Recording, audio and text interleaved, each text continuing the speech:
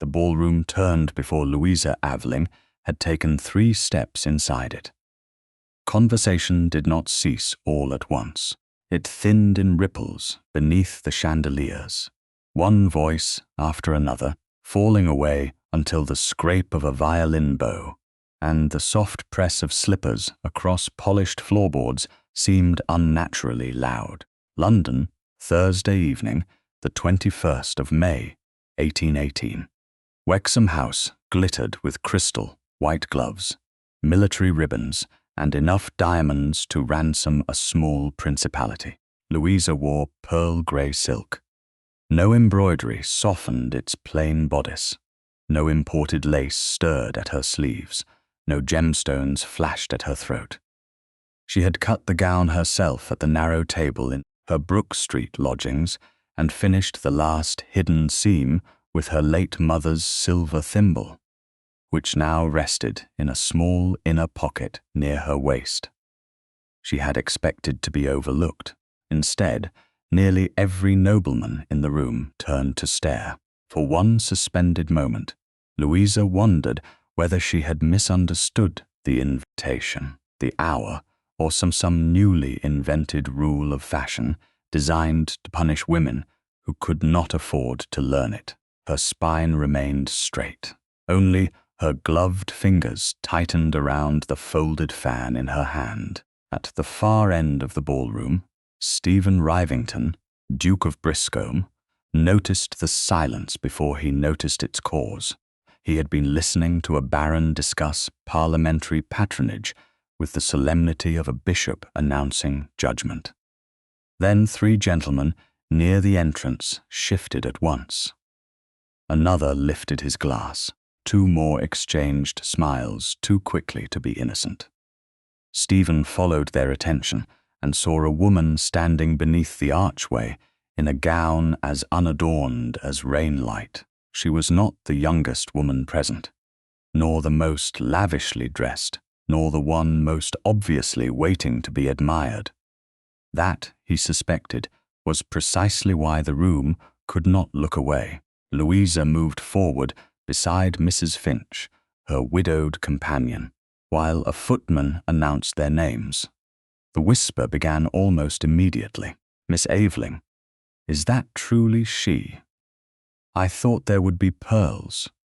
Louisa heard enough to know the scrutiny had a purpose, though not enough to understand it. She inclined her head to their hostess and refused to hurry. A woman who fled from whispers only taught them to follow.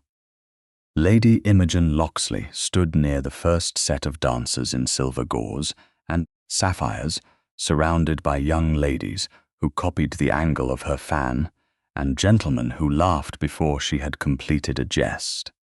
Her smile altered when she saw Louisa. It did not vanish. Lady Imogen was too accomplished for that. It merely became still. She had expected the Duke of Briscombe to approach her before the opening quadrille. Instead, Stephen was watching the entrance. Louisa had almost reached the shelter of a marble column when a small pale object struck the floor, spun once, and rolled beneath the edge of her gown. A gentleman nearby looked down and immediately looked elsewhere. Louisa stepped back before the object could catch beneath her slipper.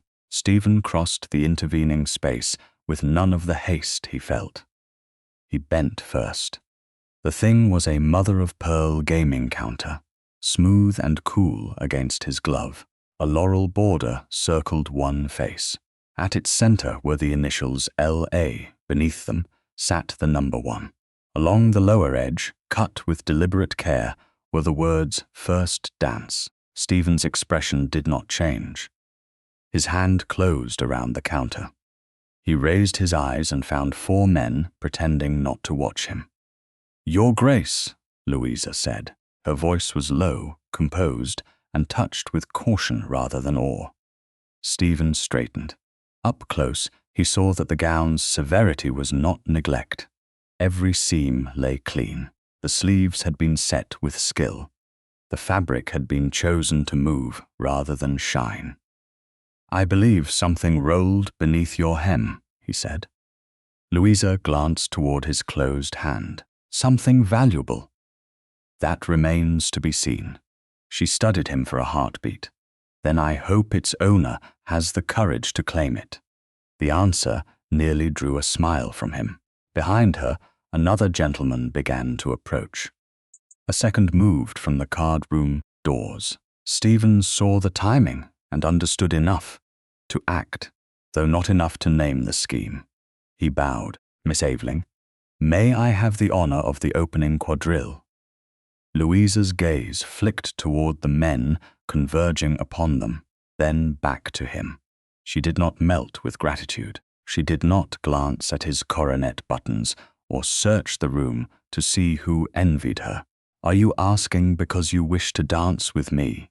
She said softly. Or because you believe I require rescue? Stephen heard Mrs. Finch draw a careful breath. I'm asking because I wish to dance with you, he replied. The rescue, should one prove necessary, may be discussed later. A faint warmth entered Louisa's eyes. Then yes, Your Grace, you may. He offered his arm. She placed her gloved hand upon it by choice. As they moved toward the forming set, the ballroom's attention followed. Men who had ignored Louisa through earlier seasons now watched with sharpened interest. Mothers lifted quizzing glasses. Lady Imogen remained motionless near the place. Stephen had been expected to claim beside her. The musicians began. Louisa stepped into the quadrille with practiced grace, neither timid nor showy. Stephen had danced with women trained from childhood to make each movement appear effortless. Louisa's precision felt different. It carried the quiet concentration of someone accustomed to making limited things sufficient. Your gown's remarkable, he said when the figure brought them close. That is a generous word for plain silk. Plainness isn't the same as carelessness. Her eyes met his. No, it isn't. The next turn separated them, then returned them face to face. Stephen noticed the minute firmness at her mouth whenever another gentleman stared too openly. Who made it? He asked. I did. The answer held no apology. My mother taught me to cut a pattern before she died. A good seam is useful knowledge when fashion costs more than sense, and when a room has forgotten how to recognize either. Louisa almost smiled.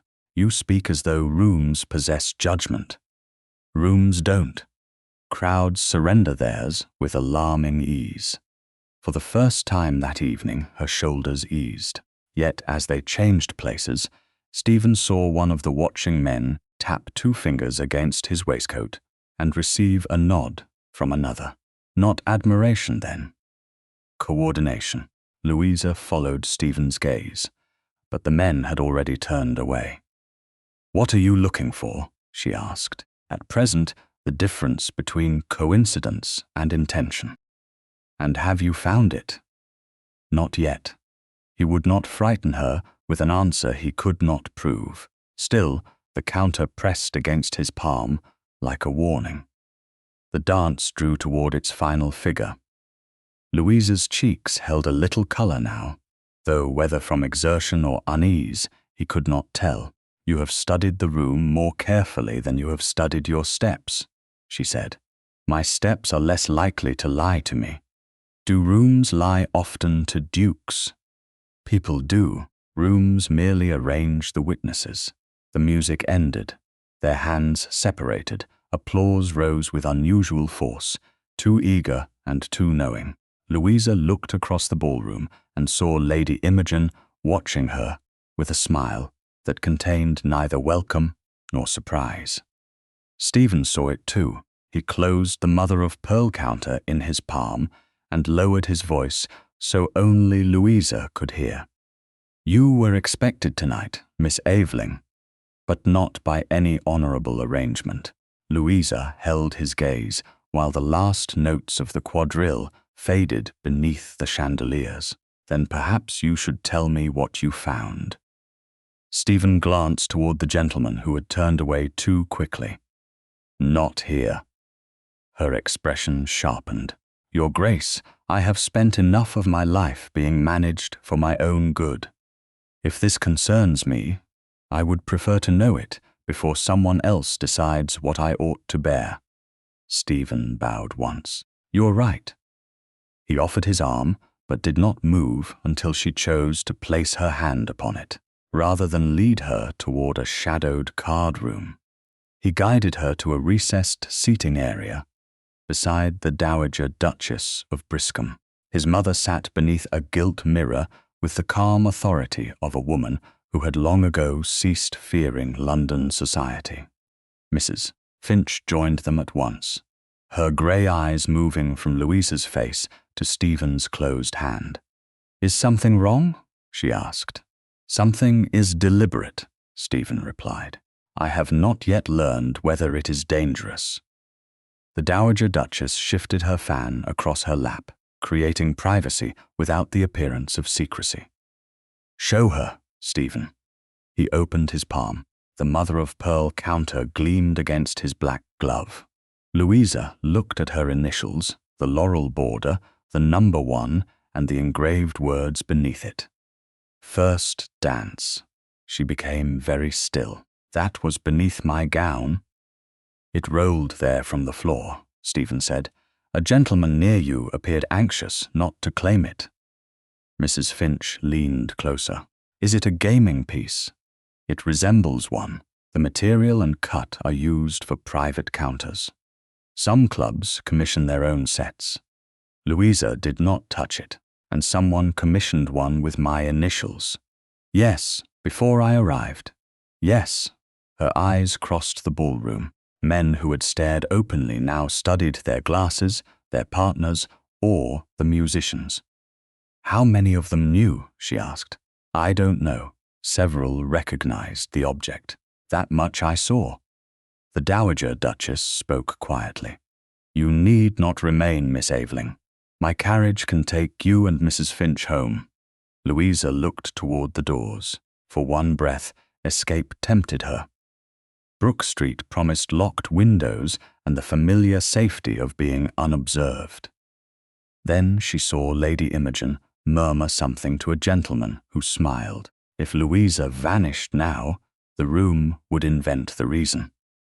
"Thank you, Your Grace," she said to the Dowager Duchess, "but I don't yet know whether leaving would protect me or merely please whoever arranged this."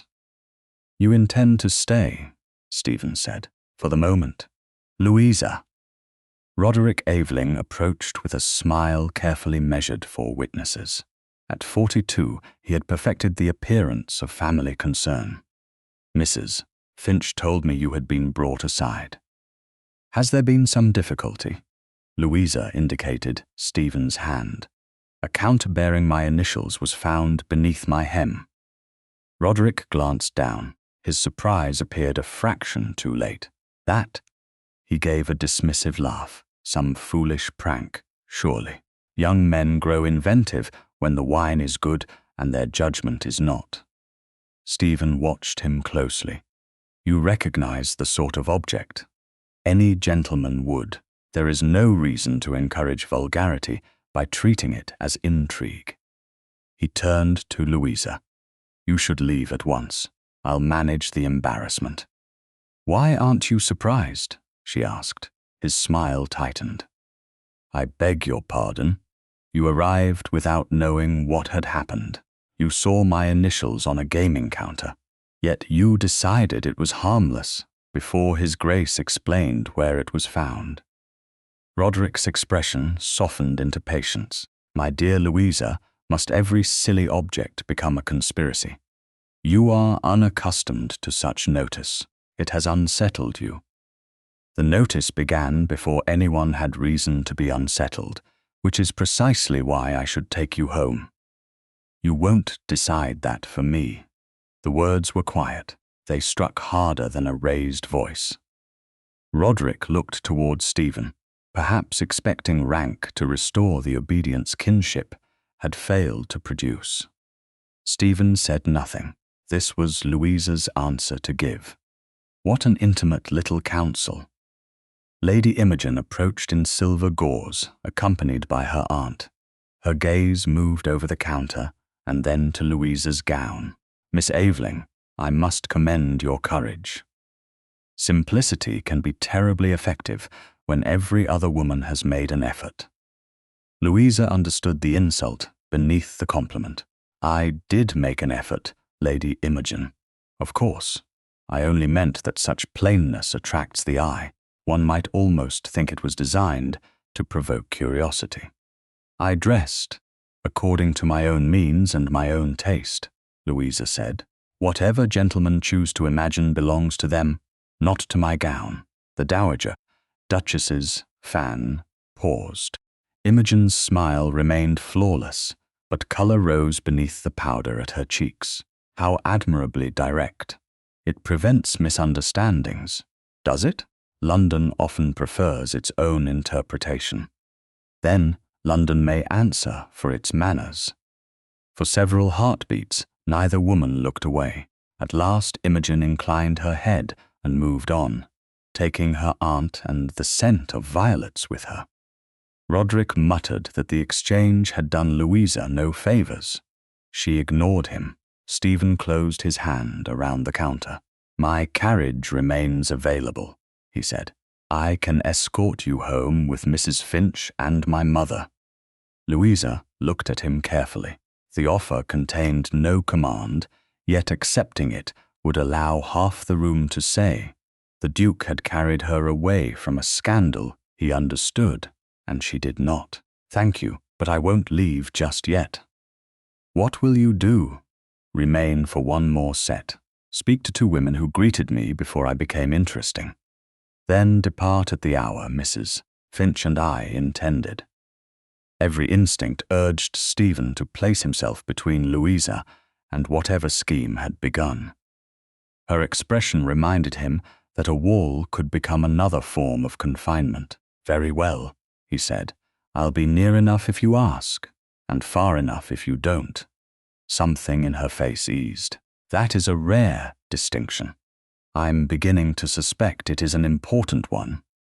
Louisa returned to the ballroom beside Mrs. Finch. She completed a country dance with an elderly viscount who spoke only of his roses, then joined a widowed acquaintance near the refreshment table. Stephen did not shadow her. He remained where she could see him, and watched the men who watched her. None approached with another counter. None stopped calculating. When Louisa finally prepared to leave, Stephen met her beneath the main staircase.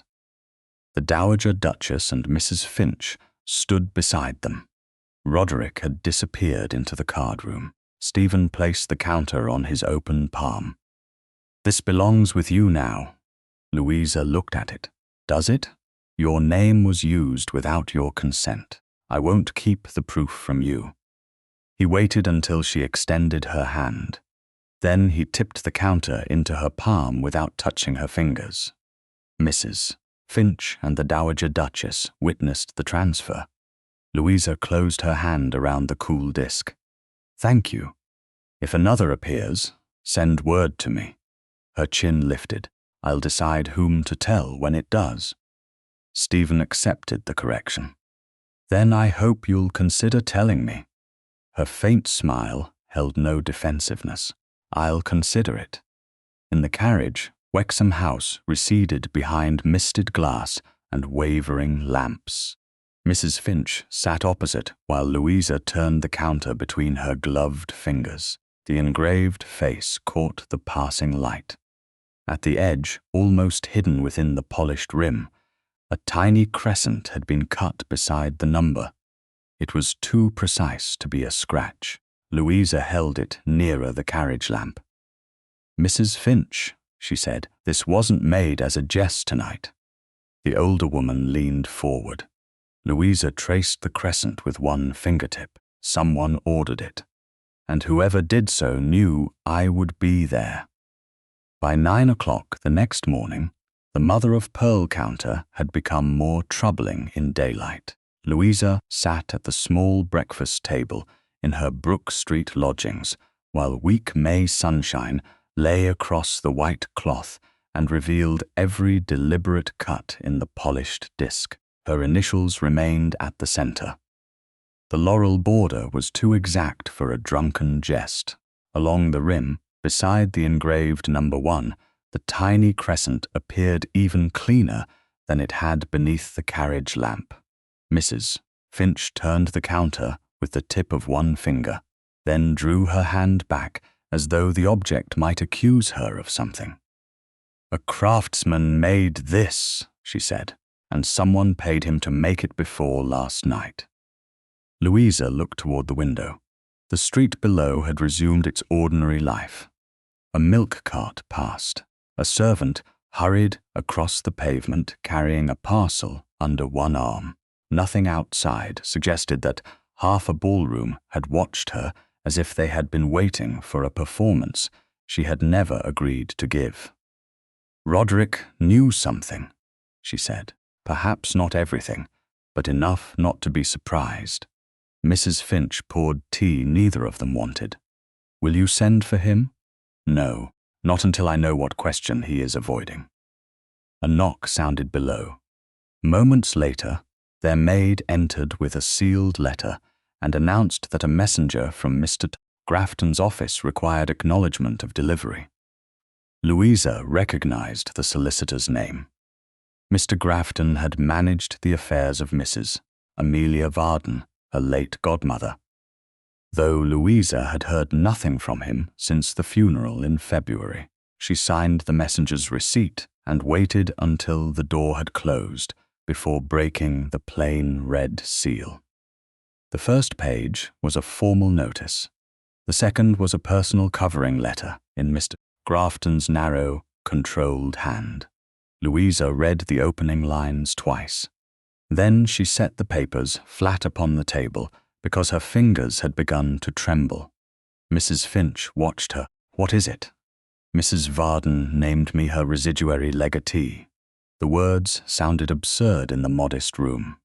"After the specific bequests and debts are settled, Mr. Grafton estimates that I shall receive approximately £30,000. Mrs. Finch stared.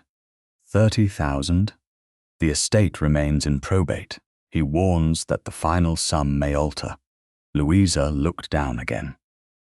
The amount seemed less important than the next paragraph. He says this is a duplicate notice.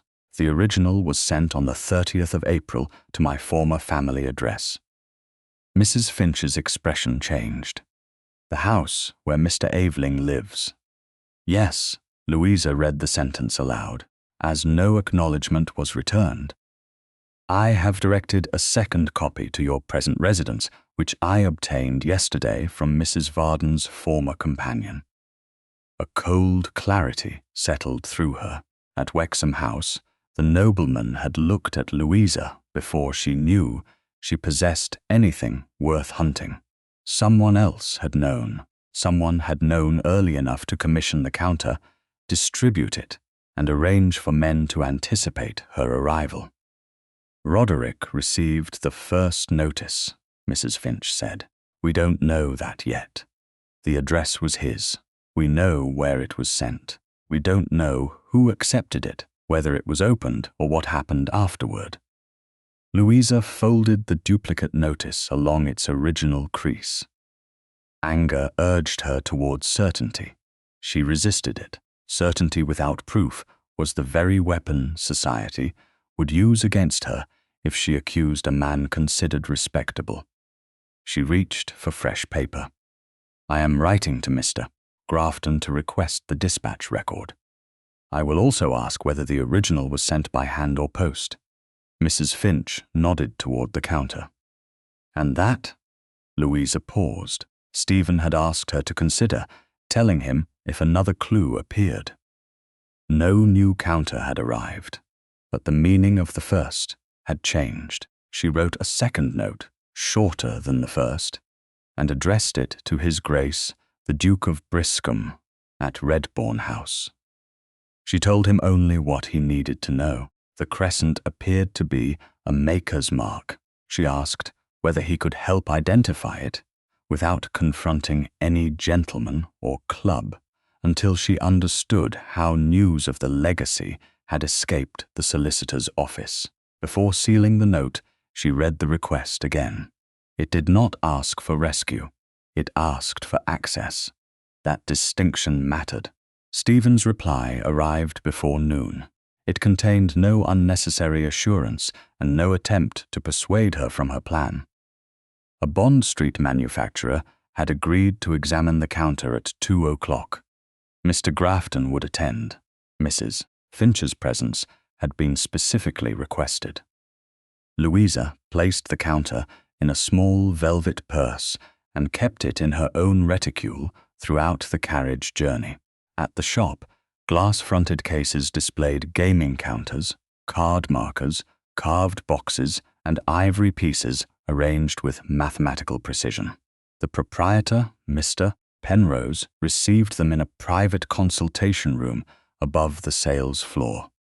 Stephen was already there with Mr. Grafton, but he made no move toward Louisa's reticule.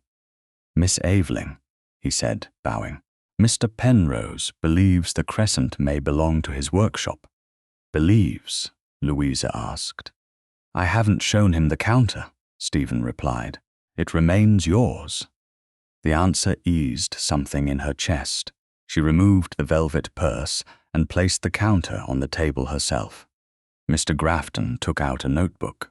Mrs. Finch sat beside Louisa. Mr. Penrose lifted the disc with padded tongs and examined the rim beneath a magnifying lens. "Yes," he said after a moment, "the crescent is ours." Stephen's attention sharpened. "You made it." My foreman cut the mark. The engraving was done upstairs. Mr. Penrose turned the counter over. "Mother of pearl, laurel edge, numbered series, private commission." Louisa kept her voice steady. "For whom?" The craftsman's discomfort was immediate. "I cannot disclose a private customer's name without authority, madam." Stephen's tone cooled. A woman's initials were engraved upon gaming pieces without her knowledge. "Your Grace, I do not defend the use. I speak only of commercial confidence.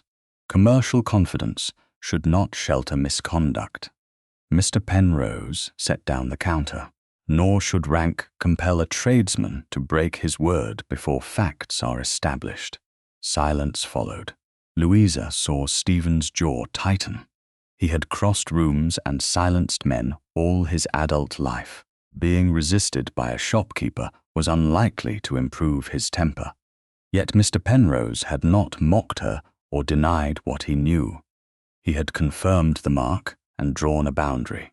Louisa leaned forward. "Can you tell us anything that does not reveal the purchaser?" The craftsman considered. "The design was ordered for use at St. Ormond's Club. The club maintains private sets for certain wagers and subscriptions. This series was collected before the beginning of May. Before the first notice had failed to reach her, before the Wexham ball." Stephen looked at Mr. Grafton. "I will go to St. Ormond's now." Louisa turned to him. "No," he met her eyes. "Someone at that club has wagered upon you. And someone outside it supplied information that belonged to me. If you demand names before we know how the notice traveled, every man involved will have time to agree upon the same lie. They may already be doing so. Then anger won't make them less prepared." Stephen stood very still. The impulse to act moved through him like a visible force. Louisa understood that restraint cost him more than courtesy ever had. "What are you asking?" he said.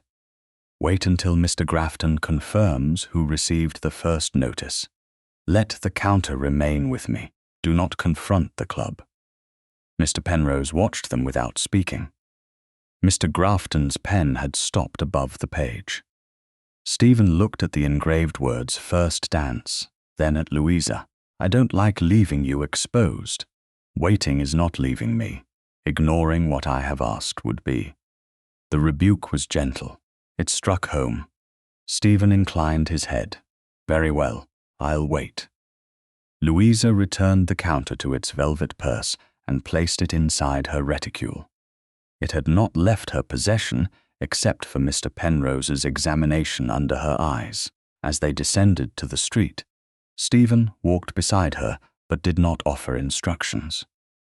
"Your fortune explains why some men watched you," he said. "It does not explain why I did." Louisa looked at him. "And why did you?" "Because every other woman in that room appeared prepared to be admired. You appeared prepared to endure being overlooked." The honesty of it unsettled her more than flattery would have done. Behind them, Mr. Grafton called for his carriage. Ahead, Bond Street flashed with polished windows and passing equipages. Louisa closed her hand around the reticule containing the counter. £30,000 had changed the way men saw her before it had changed a single fact of her life.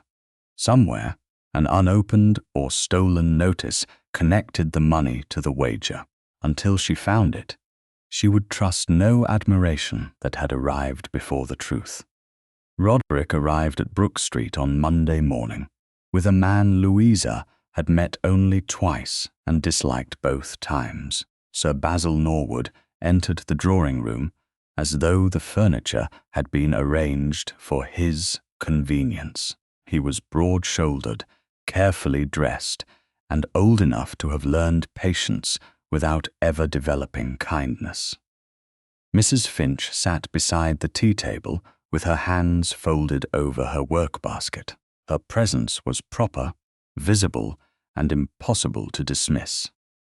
Louisa remained near the window, where the pale light made the mother-of-pearl counter inside her reticule seem heavier than metal. "You have caused a great deal of unnecessary concern," Roderick began. He did not ask how she had slept.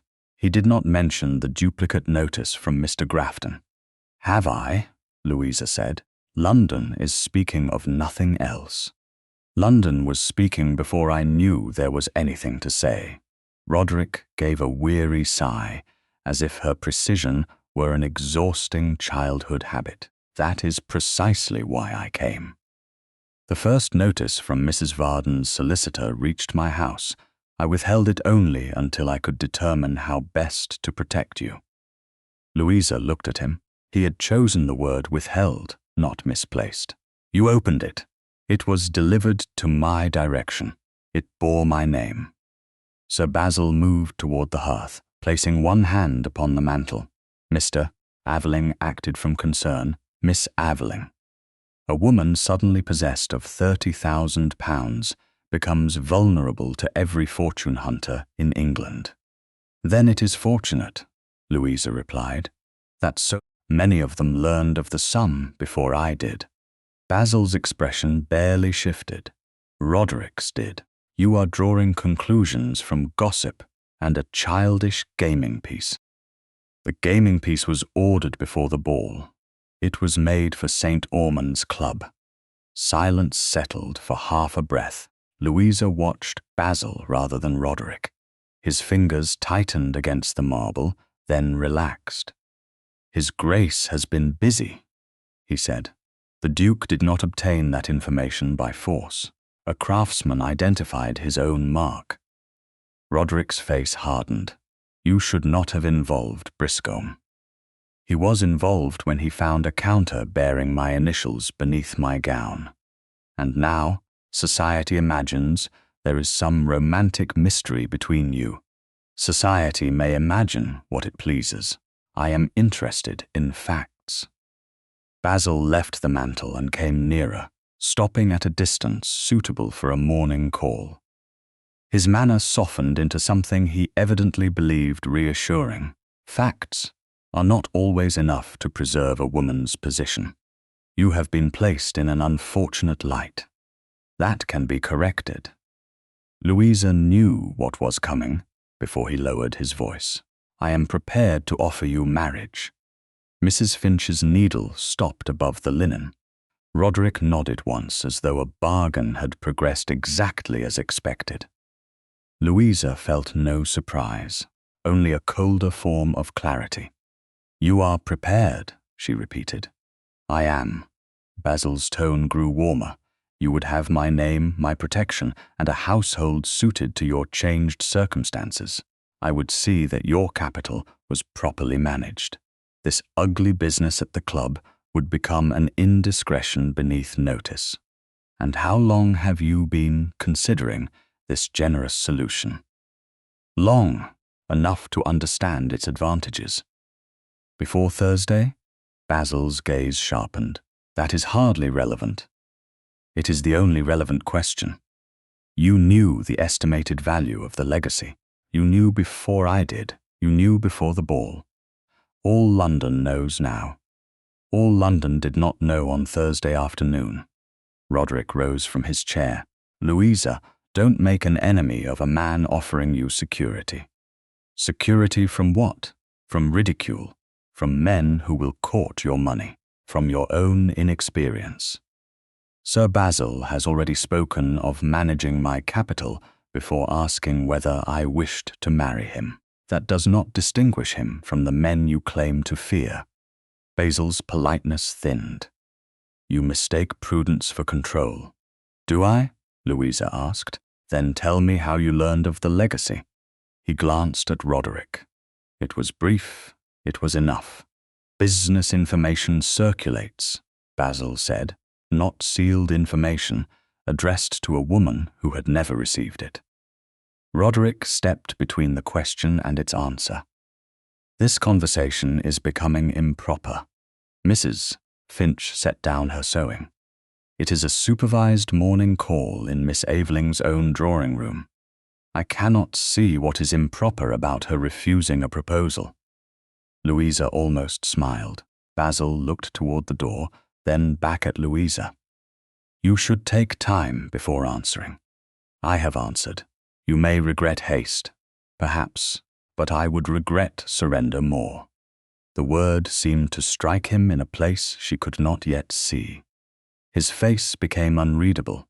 Roderick collected his gloves with jerking movements. "When you have tired of being admired by a duke who enjoys defiance because he has never had to live with its consequences, you may remember who attempted to preserve your future." "You opened my letter," Louisa said. "You preserved my ignorance." Roderick gave no answer. He and Basil departed together, though neither looked at the other as they crossed the hall. Mrs. Finch waited until the front door closed. That proposal was not born this morning, no. Louisa moved to the tea table, but her hand remained above the pot without lifting it, and Sir Basil knew enough about the counter to be afraid of the word St. Ormond's. "Will you tell the Duke?" "I will tell him what happened, not what I cannot prove." A scheduled morning call had already been entered on Mrs. Finch's household slate, and shortly after noon the Dowager Duchess of Briscombe arrived with her son. Margaret Rivington took the chair. Basil had vacated and listened without interruption, while Louisa repeated the proposal and every answer that had preceded it. Stephen stood near the window. He did not pace, though anger gathered in the stillness of his shoulders. "Norwood asked to manage your fortune," he said, "before I had accepted him, before I had encouraged him, and before he explained how he knew of it. He knew because Aveling told him. Likely, not proven." Stephen looked toward the door through which the men had left. "I could obtain the truth from him." "By what means?" "There are ways men speak plainly to one another." Margaret's fan closed with a quiet snap. "Stephen." He glanced at his mother, then back at Louisa. Something old and dark moved behind his expression. "My elder brother once believed the same thing," he said. The anger altered. It did not vanish. It turned inward. Louisa waited. "A man accused him of cheating over cards," Stephen continued. "The insult was trivial. The rules surrounding it were not. My brother answered, because every gentleman around him expected it." By the following evening, He was dead. Mrs. Finch lowered her eyes. Margaret sat perfectly still. Louisa understood then why Stephen had reacted so strongly to the counter, and why restraint seemed to cost him more than action. "You inherited because of the duel," she said. "Yes, I inherited a title I had not expected and a hatred I have never managed to make entirely useful." His mouth tightened. Men call such things honor when they do not wish to call them vanity. Louisa looked at him for a long moment. "Then do not let Sir Basil choose the form of your answer." Stephen met her gaze. "You are asking me to wait again." "I am asking you not to become another part of a game designed by other men." The words reached him. She saw it in the slow release of his hand at his side. "Very well," he said. "I won't confront him." A knock sounded in the hall before Louisa could reply. Their maid entered, carrying a narrow parcel wrapped in brown paper. This was delivered for Miss Aveling. The boy wouldn't give a name. Mrs. Finch accepted it and placed it on the table. Louisa did not touch it at once. Stephen moved closer, then stopped, leaving the choice to her. The parcel was light. Inside lay a second mother-of-pearl counter. The crescent mark had been cut into its edge. At the center appeared Louisa's initials and the number 2. Beneath them, one word had been engraved with exquisite care: supper by Wednesday afternoon. Louisa had learned that sudden admiration could feel remarkably like surveillance. Hyde Park was bright with polished carriages, military coats, parasols, and the measured elegance of people who considered themselves spontaneous only when the hour had been agreed upon in advance. Louisa sat beside Mrs. Finch in the Dowager Duchess of Briscombe's barouche, wearing a pale green walking dress with narrow sleeves and no ornament beyond a modest ribbon at her bonnet. The 2 mother-of-pearl counters remained locked in the small escritoire at Brook Street. She had not carried them into the park. She had no intention of allowing private evidence to become another public spectacle. Margaret Rivington sat opposite with the composure of a woman who had outlived the need to pretend that society's judgments were permanent. Stephen rode beside the carriage on a dark bay, close enough to speak when invited, and far enough to avoid the appearance of guarding Louisa like disputed property. The arrangement had been Louisa's suggestion. He had accepted it without argument. That alone had made her trust him a little more. The first gentleman approached. Before the carriage had completed half the customary circuit, Lord Pevensey, who had overlooked Louisa through 2 full seasons, now removed his hat and asked whether she remembered meeting him at Lady Harcourt's musicale 3 years earlier. Louisa did remember. He had stepped around her to reach a prettier woman.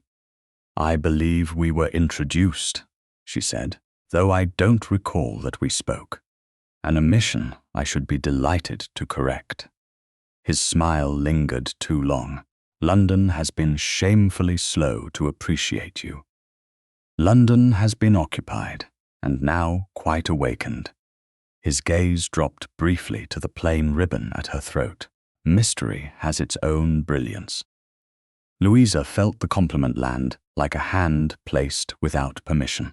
Before she could answer, a second gentleman requested an introduction, followed by a third who praised the charming austerity of her appearance. None asked what she read, whom she loved, or whether she enjoyed the park. They spoke of simplicity as though she had invented it to tempt them. They spoke of her expected fortune without naming it. Stephen watched from horseback, his expression controlled. He did not interrupt. Louisa had asked him not to answer for her, and he was keeping that promise. Lady Imogen appeared in a cream-colored phaeton, driven by her brother. Her bonnet was trimmed with blue feathers, and the diamonds at her ears flashed even in daylight. She called for the phaeton to slow beside the barouche. "Miss Aveling," she said, smiling. "How gratifying to see that your experiment continues." Louisa met her gaze. What experiment would that be? The absence of adornment. One might have supposed plainness a financial necessity, but now it appears almost strategic. Mrs. Finch's hands tightened around the handle of her parasol. Margaret remained still. Imogen continued with gentle precision. An unadorned woman invites men to imagine what has been withheld. It may be the cleverest advertisement of all. Louisa felt the nearby listeners grow attentive. The remark had been designed to leave only two choices. She could deny having sought attention and appear defensive, or accept the implication that her clothing had manipulated every man who stared. She chose neither. The greed of observers does not become my intention merely because they wish to blame me for it, she said. Imogen's smile thinned. Greed is a severe word for admiration. Admiration usually permits the admired person to remain human. The gentleman nearest the carriage looked away. Stephen's horse shifted beneath him, but he did not move forward until Louisa had finished. Then he guided the bay between the barouche and the phaeton with effortless authority. "Lady Imogen," he said, bowing from the saddle. "Your brother is holding the lane." Imogen glanced ahead. Two carriages had indeed slowed behind her. Whether Stephen had noticed the obstruction or created an excuse hardly mattered. Her brother muttered an apology and urged the horses onward. The phaeton rolled away. Margaret's fan opened with a soft snap. "You answered admirably," she said. Louisa watched Imogen disappear among the carriages. "I am becoming practiced." "That is not the same as becoming hardened," Margaret replied. Louisa was grateful for the distinction. The procession moved again. More introductions followed. One young viscount praised the colour of her eyes while looking at the cut of her sleeve. An elderly earl asked whether her godmother's estate included land in Kent. A gentleman Louisa did not know leaned toward the carriage and said, with the careless amusement of someone repeating a private joke, "Have you received the supper token yet, Miss Aveling?" The world narrowed. Mrs. Finch went rigid. Stephen turned his horse so quickly that the gentleman stepped back from the wheel. Louisa looked directly at the stranger. "Why do you ask?" The man's smile vanished. "I beg your pardon. I was misinformed." "By whom?" "It was nothing." "Club nonsense." "Which club?" He glanced at Stephen and lost what remained of his courage. "I shouldn't have spoken." He bowed and retreated into the crowd before Stephen could demand his name. Louisa's breath caught high in her chest. Counter number 2 had arrived at Brook Street in an unmarked parcel. Yet this man knew its word. The wager was not confined to Basil and Roderick. It lived in the knowing smiles of men who had never spoken to her and somehow believed they had acquired a share in her humiliation. "Take us home," Margaret told the coachman. Louisa did not object. Remaining in the park would no longer prove courage. It would only expose her to more questions. While she struggled to breathe evenly, Stephen dismounted beside the carriage when it stopped near Redbourne House.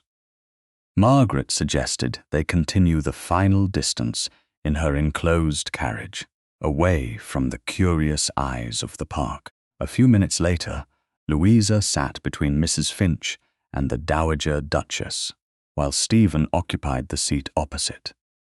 The carriage curtains were not fully drawn. Propriety remained visible even in kindness. No one spoke at first. The rhythm of the wheels marked the silence. Louisa kept her gloved hands clasped too tightly in her lap. She had endured insult before. This was different. Insult struck from outside. The wager had entered rooms before her, assigned meaning to her movements, and taught strangers to speak as if they knew what would happen next. Stephen looked at her hands. "May I?" he asked, extending his own. He did not touch her.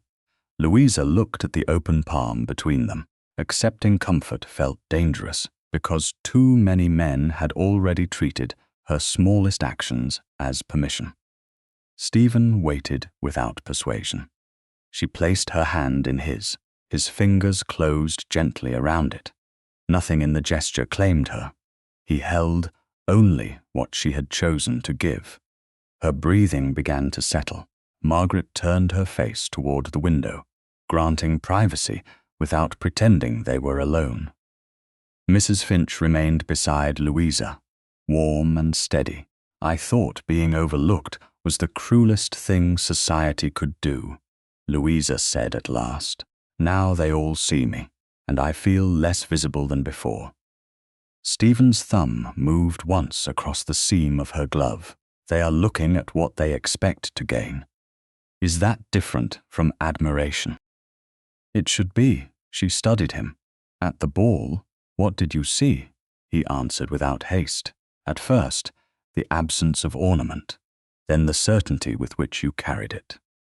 Louisa reached with her free hand into the inner pocket of her walking dress and removed the silver thimble. She placed it on her palm, its worn surface catching the weak light. "My mother taught me to sew because she said dependence hides in small expenses. A ribbon, a hem, a gown one cannot afford but is expected to wear. Making my own clothes lets me decide what I present to the world." Stephen looked at the thimble rather than the hand that held it. "Then every man who calls your simplicity an advertisement has mistaken self-command for invitation." Louisa closed her fingers around the thimble. "You did not know about the legacy when you asked me to dance." "No.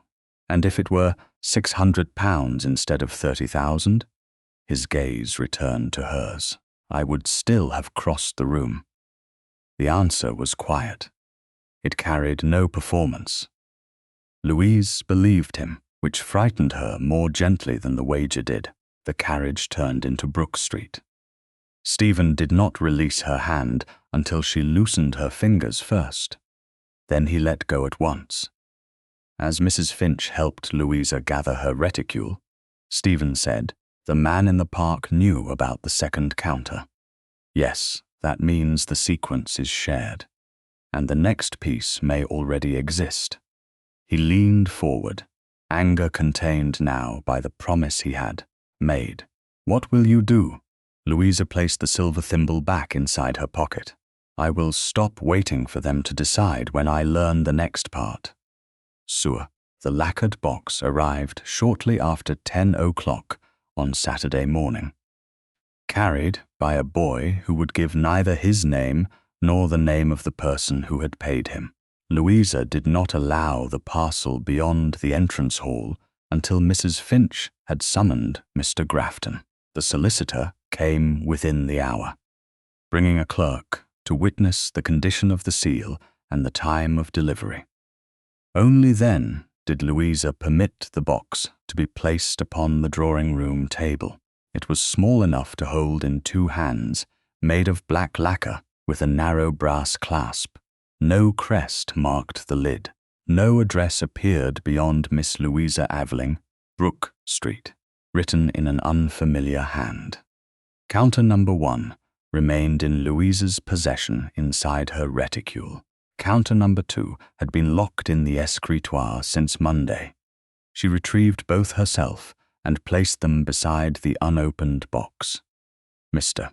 Grafton compared the crescents cut into their edges, then made a note in his ledger. "You are certain you wish to open this now?" he asked. "I am certain I do not wish to open it alone," Louisa replied. Mrs. Finch took the chair beside her. The clerk stood near the door. Mr. Grafton broke the plain wax and lifted the clasp. Inside, Dark velvet had been shaped into 4 circular recesses. The first 2 were empty. The third held a mother-of-pearl counter. The fourth was vacant. Beneath the empty recesses lay a narrow card. Louisa reached for the third counter, but stopped before touching it. "Please record its position first." Mr. Grafton nodded. The clerk described the box, the velvet lining, the numbered arrangement, and the untouched counter. Only after the description had been written did Louisa lift the disc. The crescent mark had been cut into its rim. Her initials appeared at the center above the number 3. One word had been engraved beneath them: proposal. Mrs. Finch exhaled slowly. Sir Basil has already proposed. "Then the counter may mark what he believes he has accomplished," Louisa said, "or what he intended the wager to accomplish." Mr.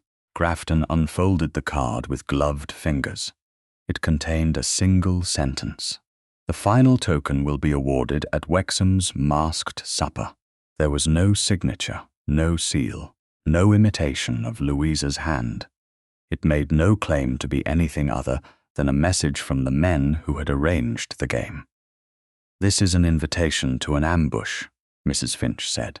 "It may also be the first honest sentence they have sent me," Louisa replied. "They have finally admitted that something is planned." Mr. Grafton studied the empty 4th recess. "We do not know what the final word will be." Louisa looked at the progression before her. First dance, super, proposal. The sequence moved with dreadful confidence, as though a woman's decisions could be divided into steps and assigned to whoever reached them first. "They believe they know where the sequence ends," she said. "That does not mean we must allow them to stage it." Mr. Grafton closed the box without fastening it. "My advice is simple. Do not attend the supper. If I stay away, what will they say? That you were prudent." Louisa looked at him. "Will they? Or will they say I surrendered because the game frightened me?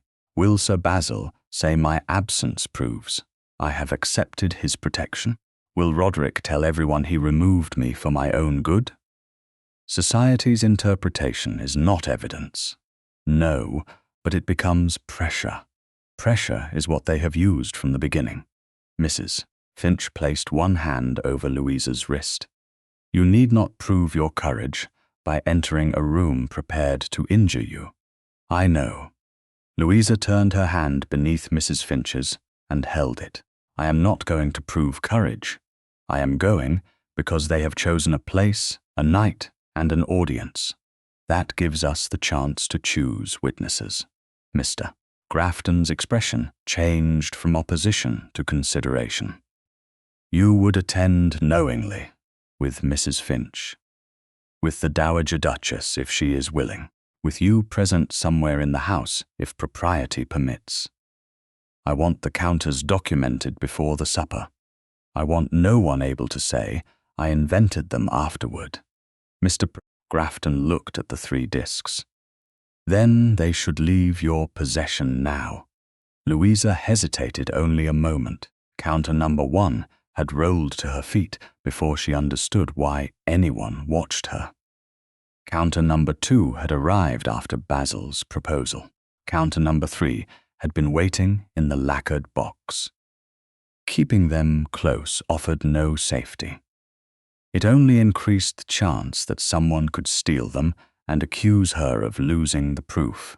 "Take them," she said. The clerk recorded the transfer 1 piece at a time. Louisa placed counter number 1 on the table.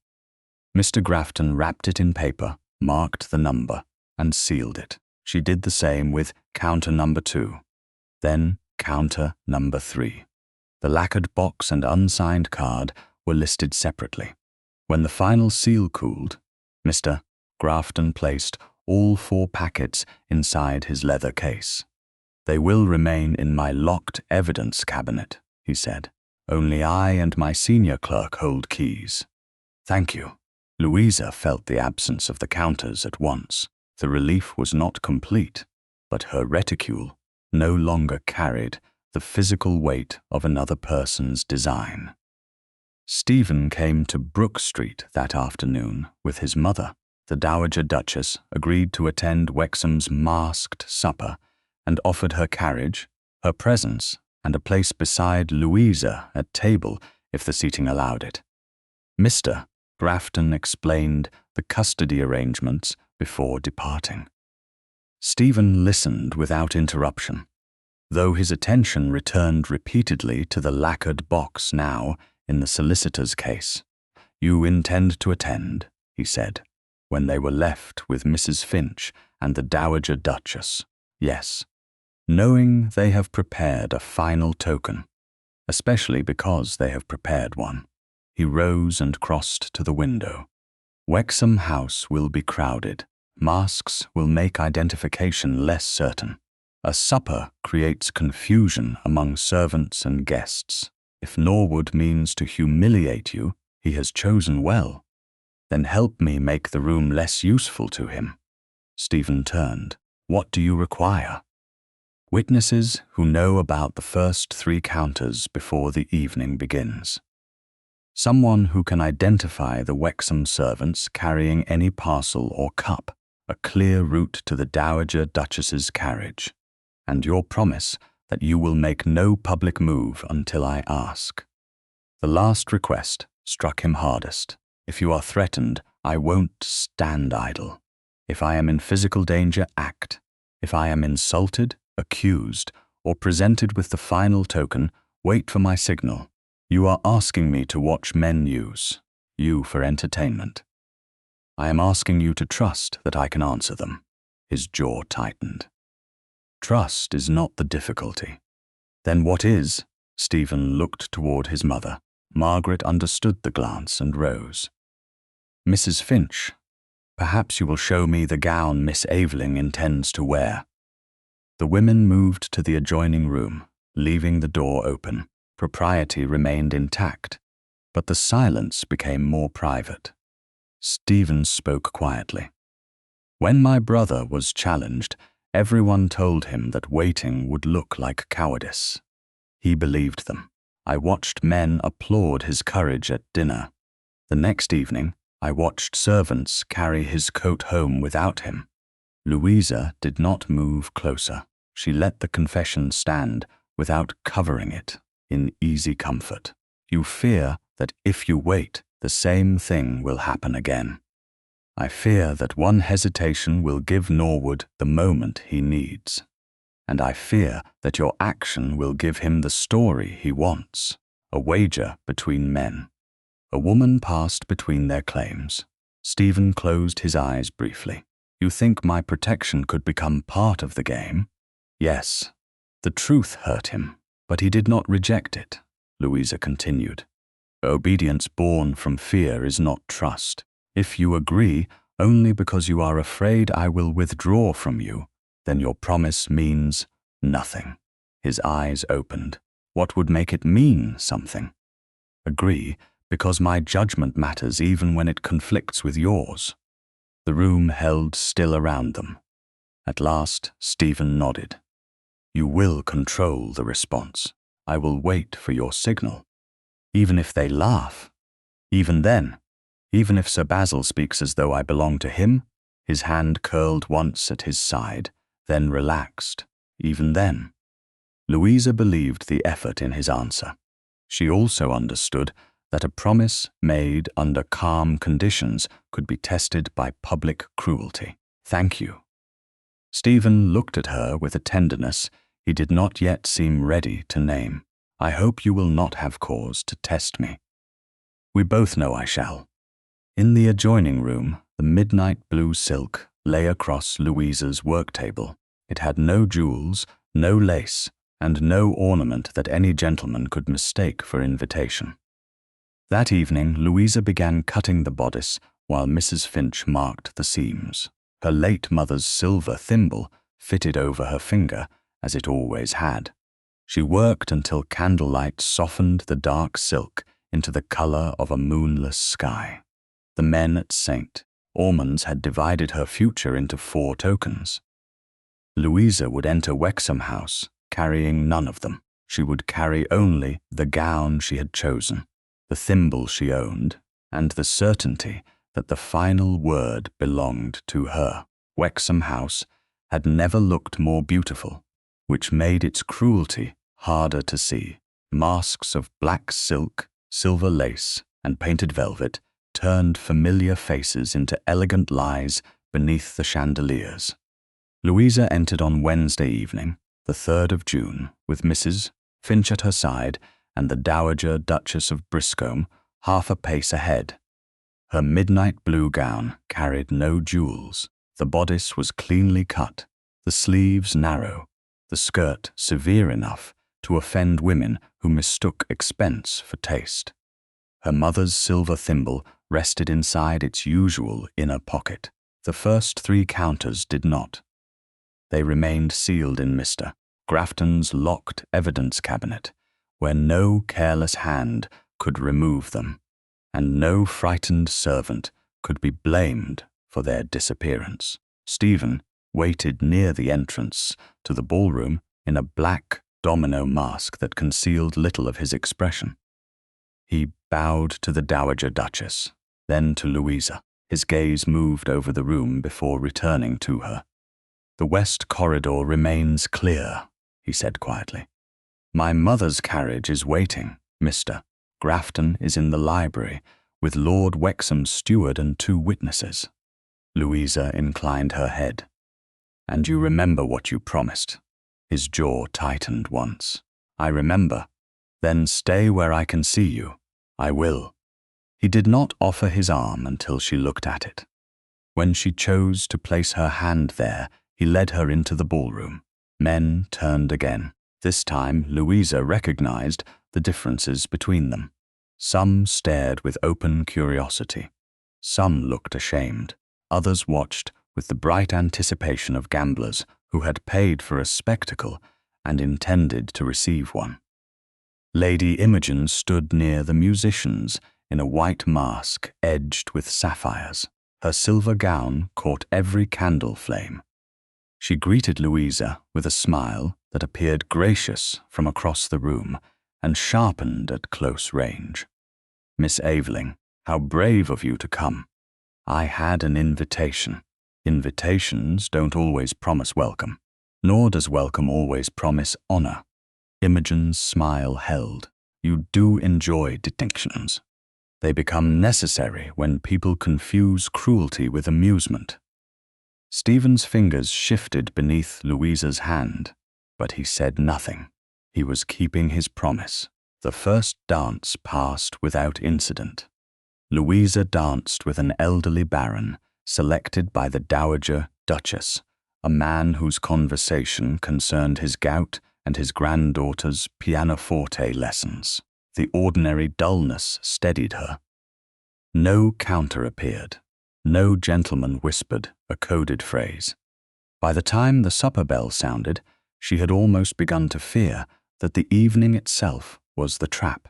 Guests moved through the long gallery toward tables laid with silver glass, cold meats, fruits, and elaborate sugar-work. Louisa's place had been arranged between Mrs. Finch and the Dowager Duchess. Stephen sat across from her.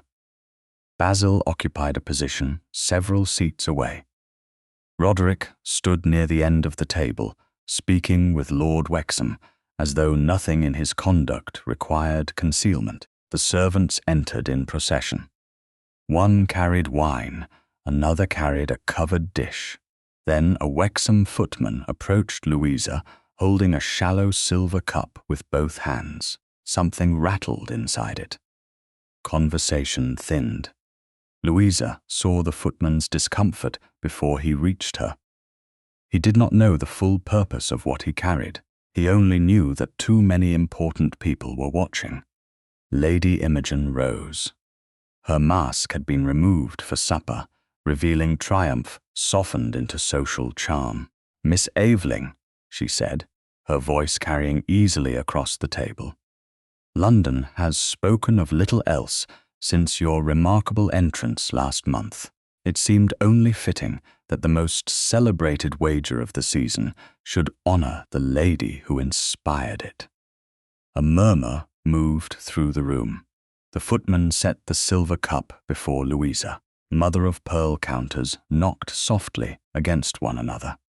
She saw several unfamiliar pieces inside, all engraved with her initials.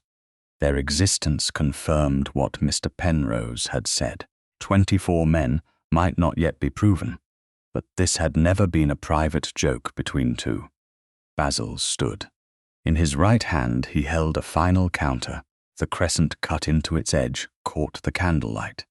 The number 4 sat beneath Louisa's initials. He turned it so the table could read the single engraved word. Surrender. Louisa heard Mrs. Finch inhale. Across from her, Stephen went motionless. Basil smiled as if presenting a prize. The sequence is complete. Roderick stepped forward before Louisa could answer. There is no need for melodrama. My cousin knew of her expected inheritance before the first ball. She chose secrecy and simplicity, because mystery is useful when a woman wishes to increase her value. The lie entered the room with the smoothness of rehearsal. Louisa looked at him. I received the notice on the 22nd of May. You received a duplicate then, Roderick said. That proves nothing about what you knew earlier. Basil placed counter number 4 into the cup. It struck the others with a clean, bright sound. Miss Aveling attended the first dance. She came to supper. She received a proposal. Now she has accepted the final token. The footman had left the cup directly before her.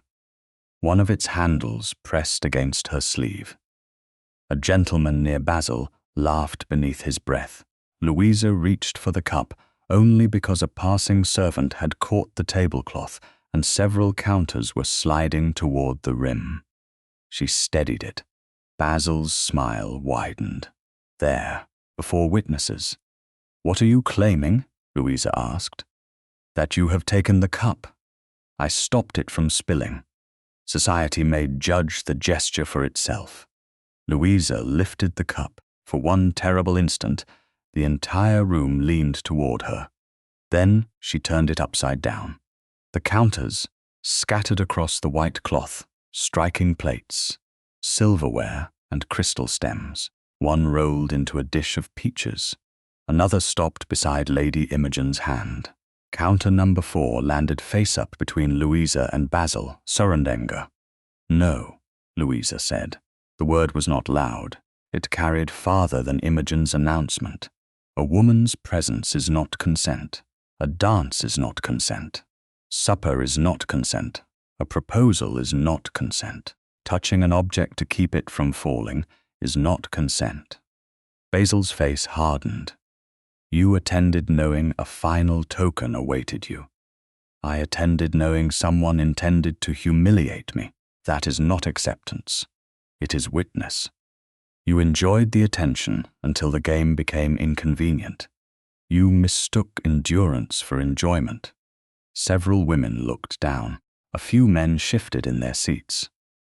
Louisa placed both hands flat upon the table. You divided my choices into stages and called the result a wager. You taught strangers to believe that every courtesy I accepted moved me nearer to belonging to one of them. No man in this room has authority to award my surrender. Basil stepped toward her. Your reputation cannot survive the scandal you are creating. The scandal existed before I entered the room. Stephen rose. Louisa saw the moment his restraint broke. It happened not when Basil threatened her reputation, but when several men laughed, as though her refusal had improved the entertainment. Stephen removed his mask and set it on the table. That is enough. His voice silenced the room. Miss Aveling is under my protection. Louisa turned toward him. The words struck with a different force than Basil's, but the shape beneath them was too similar. Mine to protect, his to answer. Stephen looked at Basil. You will account for this insult to me." Basil's mouth curved gladly. "Outside," Stephen said. Now the room drew one collective breath. Louisa stood. "No." Stephen looked at her, anger still burning through his control. "Louisa, you promised. He has made you an object before half of London, and now you are making me territory." His expression changed. The words reached him, but too late to retrieve what the room had heard. Basil stepped back with satisfaction. The wager had become a contest between men exactly as Louisa had feared. "There will be no answer outside," she said. "There will be no claim made in my name." Stephen's hands closed at his sides. He did not move toward Basil. That restraint prevented the worst consequence, but it did not undo the declaration. Louisa looked from him to the overturned silver cup. "I belong under no man's protection when protection means possession." She turned to Mrs. Finch and the Dowager Duchess. "I am ready to leave." Margaret rose at once. Stephen stepped aside to clear the path. He did not try to touch Louisa. He did not ask her to forgive him in a room still hungry for spectacle. By the following morning, a gossip sheet had reached every fashionable breakfast table in Mayfair. Its boldest line read, "The fortune over whom 2 men nearly fought." Sewer. By Thursday morning, London had transformed Louisa's refusal into an invitation. The gossip sheet lay open upon the breakfast table at Brook Street, its cheapest ink granting authority to a sentence no decent witness had spoken. "The fortune over whom 2 men nearly fought." Beneath it, the writer suggested that Miss Aveling had arrived at Wexham House dressed with studied modesty, encouraged the attention of 2 powerful men, and then displayed astonishment when rivalry followed. Louisa read the account once. She folded the paper without tearing it and placed it beside the cold toast. "They have omitted the wager," Mrs. Finch said. "Not entirely." Louisa tapped one line. "They call it a private amusement that became serious only after I encouraged the Duke. You overturned the cup before His Grace spoke. Facts are inconvenient when blame has already chosen a woman." The 4 counters no longer remained at Wexham House. After Louisa's departure, Mr. Grafton had entered the supper room with Lord Wexham's steward and 2 witnesses. He had collected counter number 4 from the table and secured it under a written record. The first 3 pieces remained sealed in his evidence cabinet. The silver cup had been returned to the Wexham plate room. The objects were safe. Louisa's reputation was not. A note from Lady Imogen arrived before 10. It contained neither apology nor direct accusation. Imogen merely expressed sorrow that Louisa's unusual approach to dress and attention had been misunderstood by gentlemen unaccustomed to such deliberate mystery. "She means to make every choice I made appear calculated," Louisa said. Mrs. Finch dropped the note onto the table. "She arranged a public wager and now calls your gown the deception. Because cloth cannot answer her." A second message arrived moments later. Basil's seal marked the outside. Louisa had the maid leave it on the tray until Mrs. Finch returned to her chair. Inside, Basil offered to end the scandal through an immediate engagement. He promised that St. Ormond's would treat the wager as a private jest, that participating gentlemen would be instructed to remain silent, and that Louisa's reputation would be placed beneath his protection. The final sentence was more honest than he intended. Once married, he wrote, no one would question her conduct again, because no one would be permitted to question his ownership, Louisa said. She folded the letter and gave it to Mrs. Finch for safekeeping until Mr. Grafton could examine it. Roderick arrived before noon without waiting for a reply to his request. He entered the drawing-room, carrying the same expression of injured patience he had worn when Louisa refused Basil's first proposal. "You have seen the paper," he said. "I have. Then you understand what must be done. Someone must publish the truth. The truth will not matter if London has grown tired of listening." Roderick placed both hands upon the head of his cane. "Norwood is still willing to marry you. That is extraordinary generosity after last night." He arranged the humiliation. "You cannot prove that." He held the final counter, a foolish object, nothing more. Louisa met his gaze. "Then why must I marry to escape it?" Roderick's temper showed at last. "Because rejection will leave you socially ruined. No respectable household will invite a woman associated with a public wager and an almost duel." There was no duel. There nearly was, and Briscombe's involvement has made the story irresistible. His error does not make Basil honourable. His Grace will return to politics and forget this when the novelty fades. Sir Basil offers permanence. He offers confinement with respectable furniture. Roderick leaned toward her. "You are 31 years old. You possess no father, no brother, and no husband to stand between you and the world. Pride is a poor chaperone. Mrs. Finch is my companion. Mr. Grafton is my solicitor. I possess my own judgment. Your judgment brought you to Wexham House after you knew a trap awaited, and revealed what you preferred hidden." His face went still. Louisa continued before he could answer. "The first notice of my legacy was sent to your house. Mr. Grafton is obtaining the delivery record." Roderick's fingers tightened around the cane. "You would drag a family misunderstanding before solicitors. You opened correspondence addressed to me.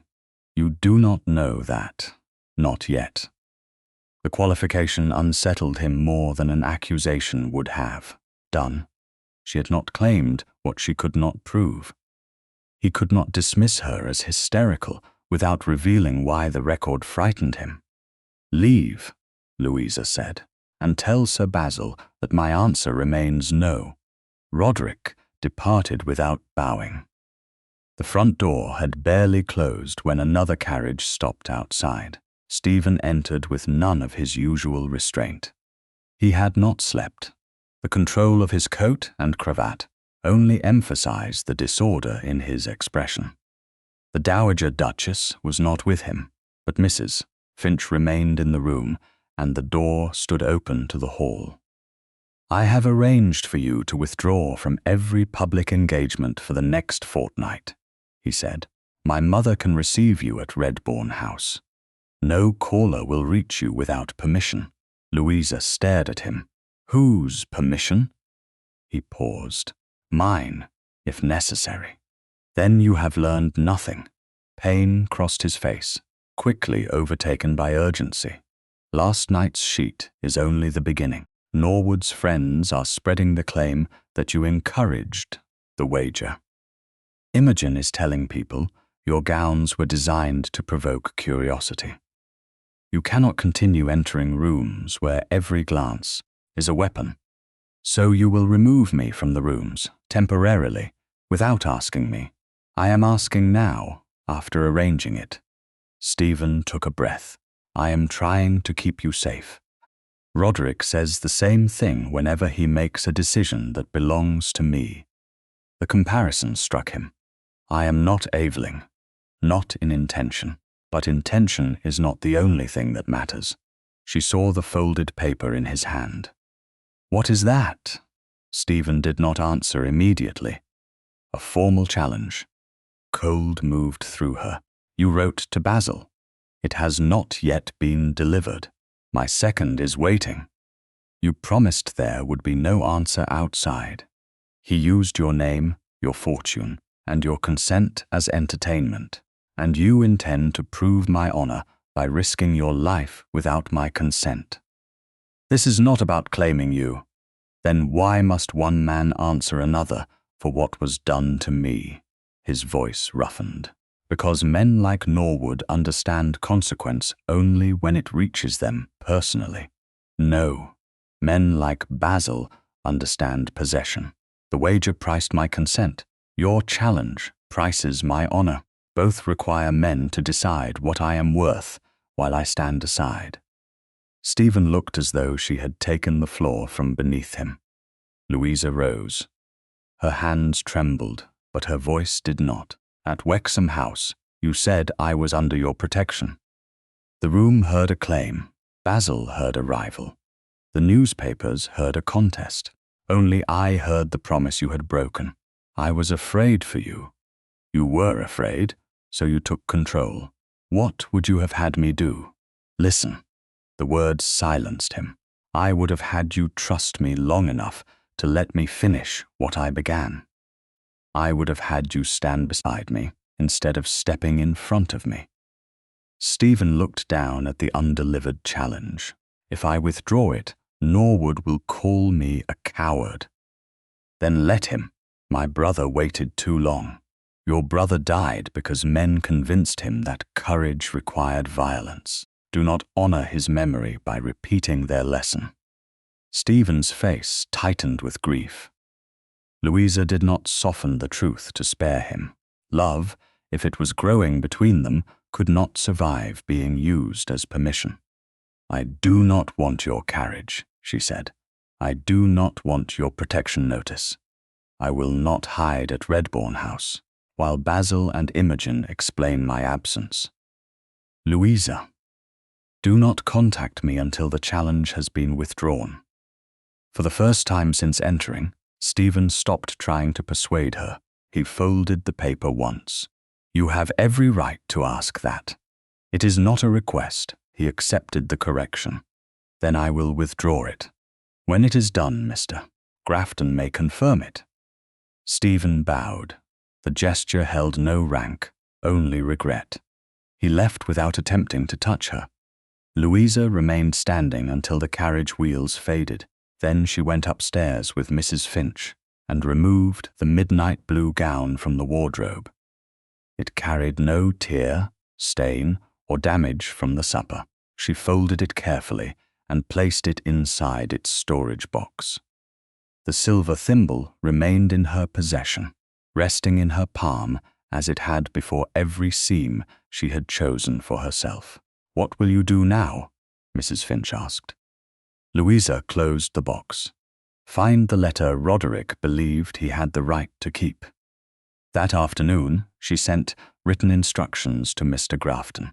He was to obtain the original dispatch entry, the messenger's delivery memorandum, and the name of the person signed at Roderick's residence on the 30th of April. Louisa would not wait for Stephen to restore her reputation. She would begin where the theft of her knowledge had begun. On Friday morning, the truth acquired a date, a signature, and the weight of a man's deliberate choice. Louisa sat beside Mrs. Finch in Mr. Grafton's office, while rain traced narrow lines down the window overlooking the street. The solicitor placed 3 documents before her in careful order. The first was the duplicate notice she had received on the 22nd of May. The second was the original dispatch entry from the 30th of April. The third was the delivery memorandum signed at Roderick's residence that same afternoon. Louisa read the name twice, Thomas Tovey's. Mr. Grafton folded his hands.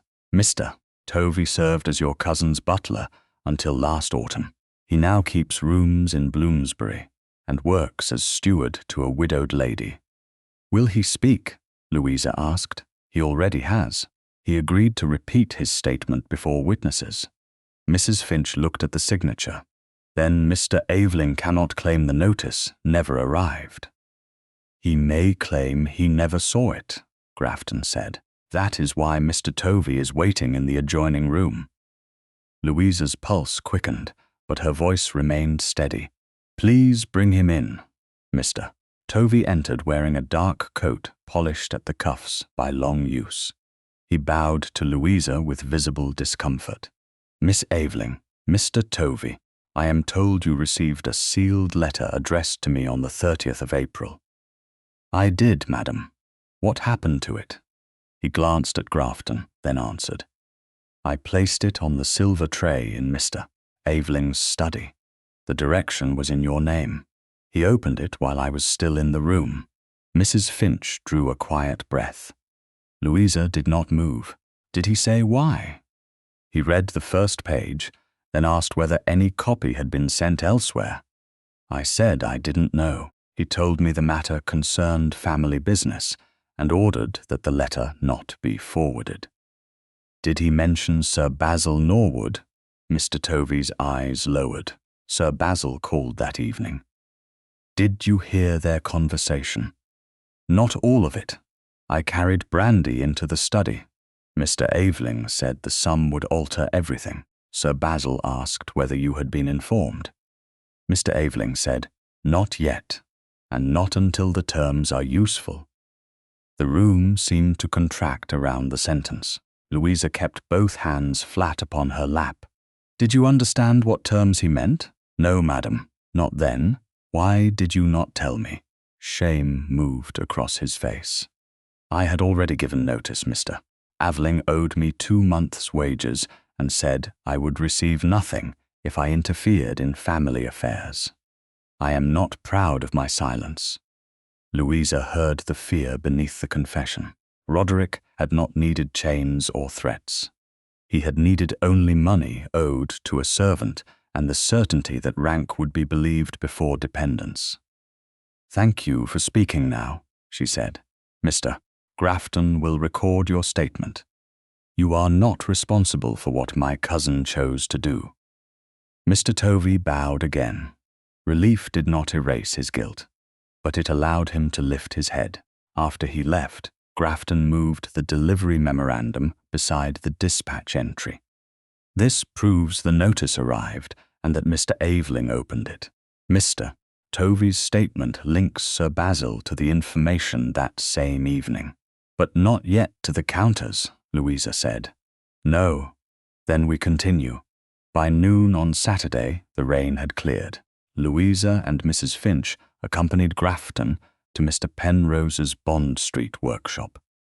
Counter number 1 remained sealed in Grafton's leather case, with counters 2, 3, and 4. The lacquered box and unsigned card were secured separately. Mr. Penrose received them upstairs, where the shutters had been opened to admit clean daylight across the work table. Grafton broke only the seal around counter 1. Louisa watched as the mother-of-pearl disc was placed beside a bound order book. Mr. Penrose examined the crescent mark and nodded. This is the first piece from the commission I mentioned. How many were ordered? Louisa asked. 24. The number struck with more force than 4. 24 men had been given pieces bearing her initials. 24 opportunities to treat her decisions as sport. Mr. Penrose opened the commercial docket to a page dated the 2nd of May. The entry was plain and devastating. 24 mother-of-pearl counters. Laurel border, crescent edge, initials LA, 4 numbered objectives. First dance, stupper, proposal, surrender, delivery to St. Ormond's Club. Purchaser, Sir Basil Norwood. Grafton read the page without touching it. Mrs. Finch turned pale. Louisa looked at Mr. Penrose. Did Sir Basil tell you whose initials these were? He said they belonged to a lady who had agreed to serve as the subject of a private club amusement. Did he show you her agreement?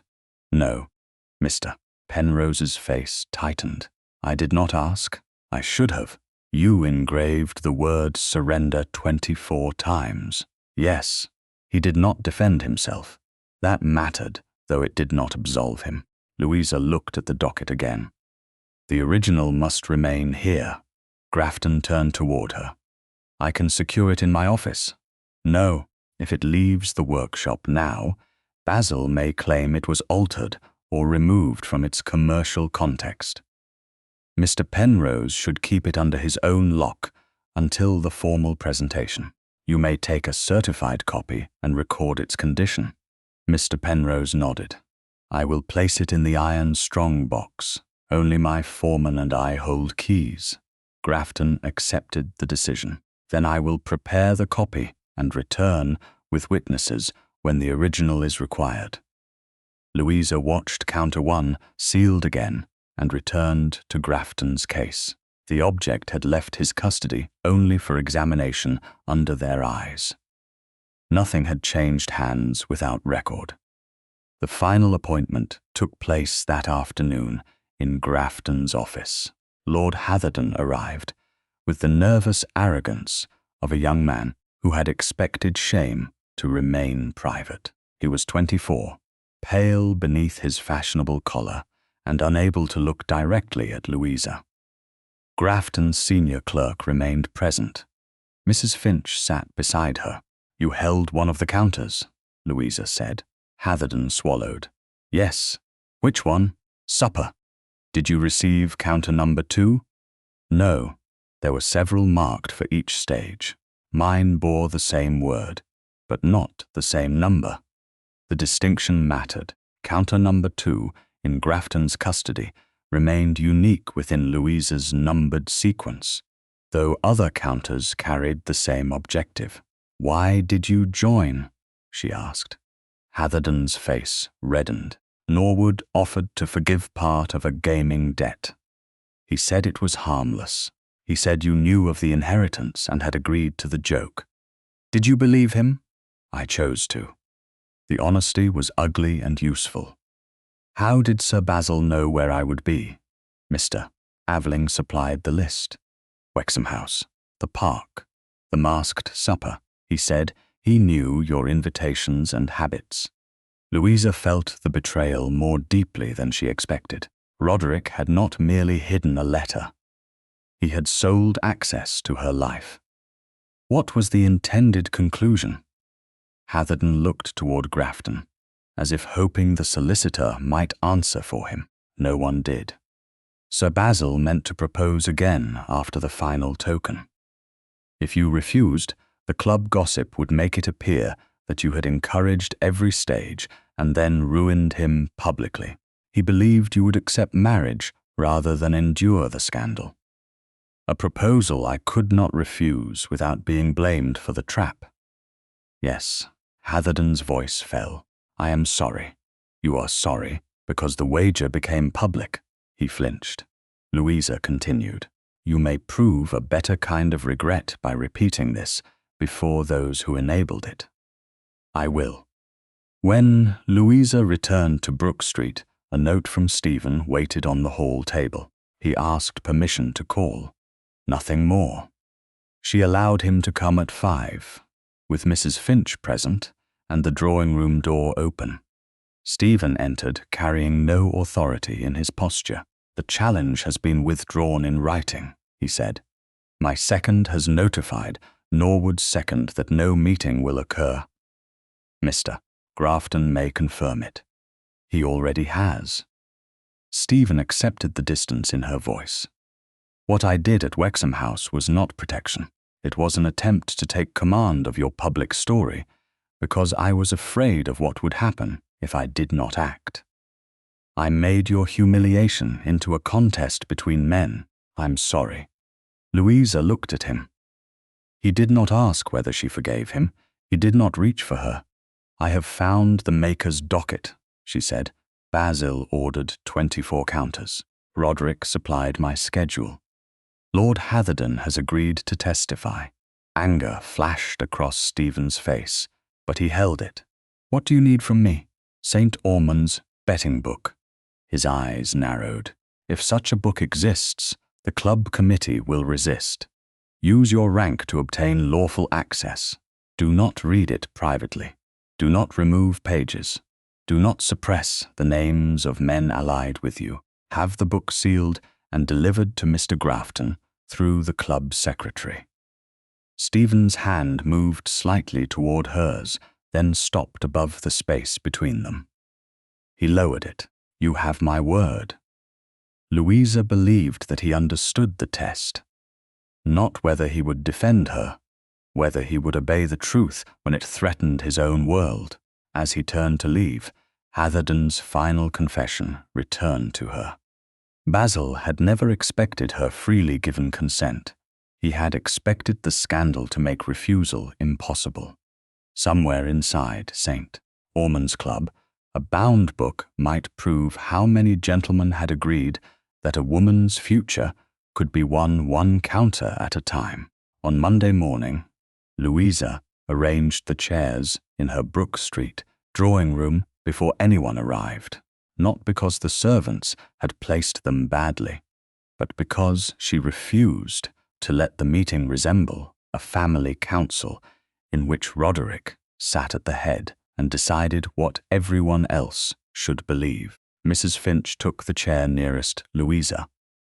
Mr. Grafton sat beside a small table holding the delivery memorandum, the duplicate notice, and Mr. Tovey's signed statement.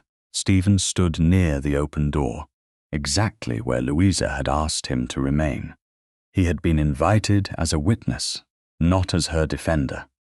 At 11 o'clock, Roderick entered with Sir Basil Norwood. Basil's expression suggested that the matter had already been settled and only Louisa's compliance remained. Roderick looked at Stephen, then at the papers before Mr. Grafton. This is hardly the setting for a private family discussion. It is not private, Louisa said. That is intentional. Basil removed his gloves with measured care. Miss Aveling, I had hoped that a few days of reflection might soften your view of what occurred at Wexham House. It clarified it. The evening became unfortunate because several people behaved without restraint. His gaze moved, briefly, towards Stephen. But the damage need not continue. You sent me a proposal before the ball and another after the scandal, because marriage remains the simplest solution. For whom? Basil's mouth tightened. For everyone concerned. Louisa folded her hands in her lap. Then explain the solution plainly. He looked almost relieved, mistaking her question for negotiation. Once our engagement is announced, the wager will be dismissed as a foolish club amusement. The gentlemen involved will be instructed to remain silent. Your reputation will be placed beyond serious question. By becoming your wife, yes, and my inheritance would be managed responsibly by you. Naturally, a fortune of that size requires judgment. Whose judgment? A husband's. Louisa felt Mrs. Finch grow still beside her. Stephen did not move. His silence mattered. Basil continued, encouraged by the absence of interruption. You would have a respectable household, social protection, and freedom from this vulgar attention. No one would dare speak of you as they do now, because they would speak to you instead. That is how society works. No, that is how control works when society gives it good furniture. Roderick leaned forward. Louisa, don't be childish. You are being offered the means to end a scandal that may otherwise follow you for years. A scandal Sir Basil arranged. You cannot prove that, Mr. Grafton placed one finger upon the delivery memorandum. We can prove that Mr. Aveling received Miss Aveling's inheritance notice on the 30th of April. Roderick turned sharply. That proves only that a letter arrived at my house. Mr. Tovey has testified that you opened it in his presence, Louisa said. He also heard you tell Sir Basil that I had not yet been informed. Roderick's face lost colour. Basil looked at him with sudden suspicion. You said the delay would be brief. This is neither the time nor the place, Roderick replied. It is exactly the place, Louisa said. She took the certified delivery record from Mr. Grafton and set it on the table where both men could see it. Why did you conceal the notice? Roderick straightened, gathering indignation around himself. Because I knew what would happen. Every fortune hunter in London would descend upon you before you understood the responsibilities involved. Yet Sir Basil knew that same evening. He is not every fortune hunter. Basil's gaze hardened. Be careful, Aveling. Louisa looked from one man to the other. Did Sir Basil give you money? Roderick said nothing. Basil answered first. Whatever arrangement existed between us has no bearing upon my proposal. Then there was an arrangement, a private financial understanding, connected to me, connected to your future. My future was not yours to sell. The sound of footsteps crossed the hall. Roderick turned toward the door just as Lord Hatherden entered with Mr. Grafton's senior clerk. The young lord looked pale but steady. Basil rose. What is he doing here? Keeping an appointment, Louisa said. Hatherden bowed to her. Miss Aveling, please tell Sir Basil what you told me on Saturday. Hatherden swallowed. Sir Basil offered to forgive part of my gaming debt if I joined the wager. That is a lie, Basil said. It is written in your own hand. Hatherden removed a folded memorandum from his coat and gave it to Mr. Grafton. He listed the amount to be remitted after his marriage to Miss Aveling. Mr. Aveling was to receive separate consideration for providing her expected engagements. Roderick stood. You insolent little fool. Sit down, Louisa said. Her voice was not raised. Roderick stared at her, then slowly returned to his chair. Hatherden continued. Mr. Aveling supplied the Wexham ball, the park promenade, and the masked supper. Sir Basil said the final scandal would leave Miss Aveling with no respectable choice except marriage. Basil's control broke. You took my money. You accepted the terms. I accepted them because I was weak, Hatherden said. That does not make them honorable. And now you save yourself by condemning others. No, I condemn myself with them. Louisa watched Basil's anger shift toward Roderick. You told me she would be pliable, he said. Roderick's mouth opened. Louisa spoke first. There it is. Both men turned toward her. Not affection, not concern, pliability. Basil recovered enough to smooth his coat. Words spoken in frustration should not outweigh the practical reality. Marry me, and this ends. You still believe that silence is something you can purchase. I can protect you from what follows. By taking the fortune that motivated the wager, restricting the voice that exposed it, and calling the arrangement marriage. You are determined to make yourself ungovernable. I am determined to remain my own. Basil's face hardened. Then you may discover what society does to women without protection. Louisa met his gaze. I already know what men do when they call control protection. My answer is no. It will remain no in private, in public, and before any witness you choose. Roderick rose again. You will regret humiliating your family. You intercepted my letter, sold my schedule, and arranged to profit from my marriage. You are not entitled to speak as my family while acting as my broker. He looked towards Stephen. And you permit this. Stephen did not leave his place by the door. Miss Aveling does not require my permission. The answer stripped Roderick of the last refuge he had expected rank to provide. Basil collected his gloves. This is not finished. The proposal is, Louisa said. The evidence is not. He left without bowing. Roderick followed, but Basil did not wait for him in the hall. Their alliance had survived only while each believed the other useful. Now blame had entered between them. Silence remained after the front door closed. Hatherden gave Mr. Grafton the debt memorandum and repeated that he would testify before the club committee. Then he departed with the clerk. Mrs. Finch moved to the window, giving Louisa and Stephen space without leaving the room. Stephen waited until Louisa looked at him. The challenge has been withdrawn, he said. I know. I also informed Norwood's second that I will answer no insult through violence. Thank you. It should not have required your demand. No. He accepted the truth without defense. Louisa rose.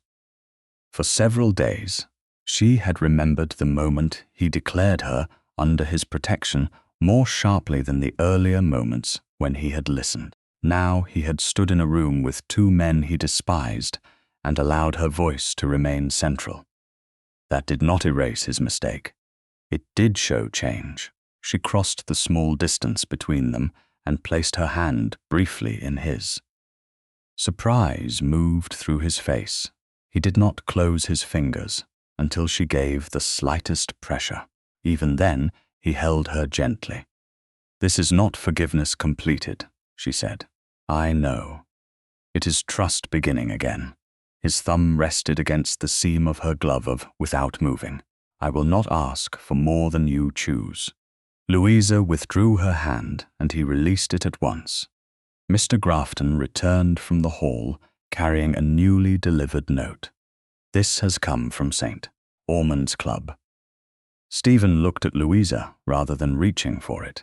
Grafton broke the seal and read, "The committee has agreed to release the betting book under seal to my custody. The club secretary will deliver it personally on Friday." Louisa felt the next stage of the reckoning settle into place. "There is one more witness," Grafton added. "A footman from Wexham House has requested to speak. He says Lady Imogen personally ordered the silver cup delivered to your place." The sealed betting book arrived at Mr. Grafton's office shortly before 11 on Friday morning, carried by the secretary of St. Ormond's Club and accompanied by two committee members who looked as though they would rather have delivered notice of a death. Louisa sat beside Mrs. Finch at the long table. Stephen stood near the window, apart from the papers and the men guarding them. He had not touched the parcel. He had not asked to see the names inside. The club secretary placed the book before Mr. Grafton and displayed the unbroken wax. "The committee releases this record for examination under protest," he said. "It remains the property of St. Ormond's. Its ownership is not disputed," Grafton replied. "Only its contents." The secretary's mouth tightened. The Duke of Briscombe gave his word that no page would be removed. Louisa looked at Stephen. He inclined his head, "And none will be." Mr. Grafton recorded the condition of the seal, the color of the wax, and the names of every person present. Only then did he break it. The leather cover opened with a dry whisper. Columns of names, sums, dates, and objectives filled the ruled pages. The language was colder than Louisa expected. There were no jokes in the margins, no drunken flourishes, no careless boasts. The men had turned her into an account. First dance appeared beside 8 names, supper beside 6, proposal beside 5, surrender beside 5 more. Each entry carried a stake, a counter number, and a note indicating whether the participant's debt or subscription would be reduced upon success. Louisa read without looking away. Sir Basil Norwood's name appeared at the top of the commission. Beneath it, the book recorded payment for 24 mother-of-pearl counters, bearing the initials L.A. A later entry named Roderick Aveling as the source of Miss Aveling's expected inheritance, invitations, and likely movements. Another line stated that Roderick's consideration would be completed upon Norwood's marriage to the subject of the wager.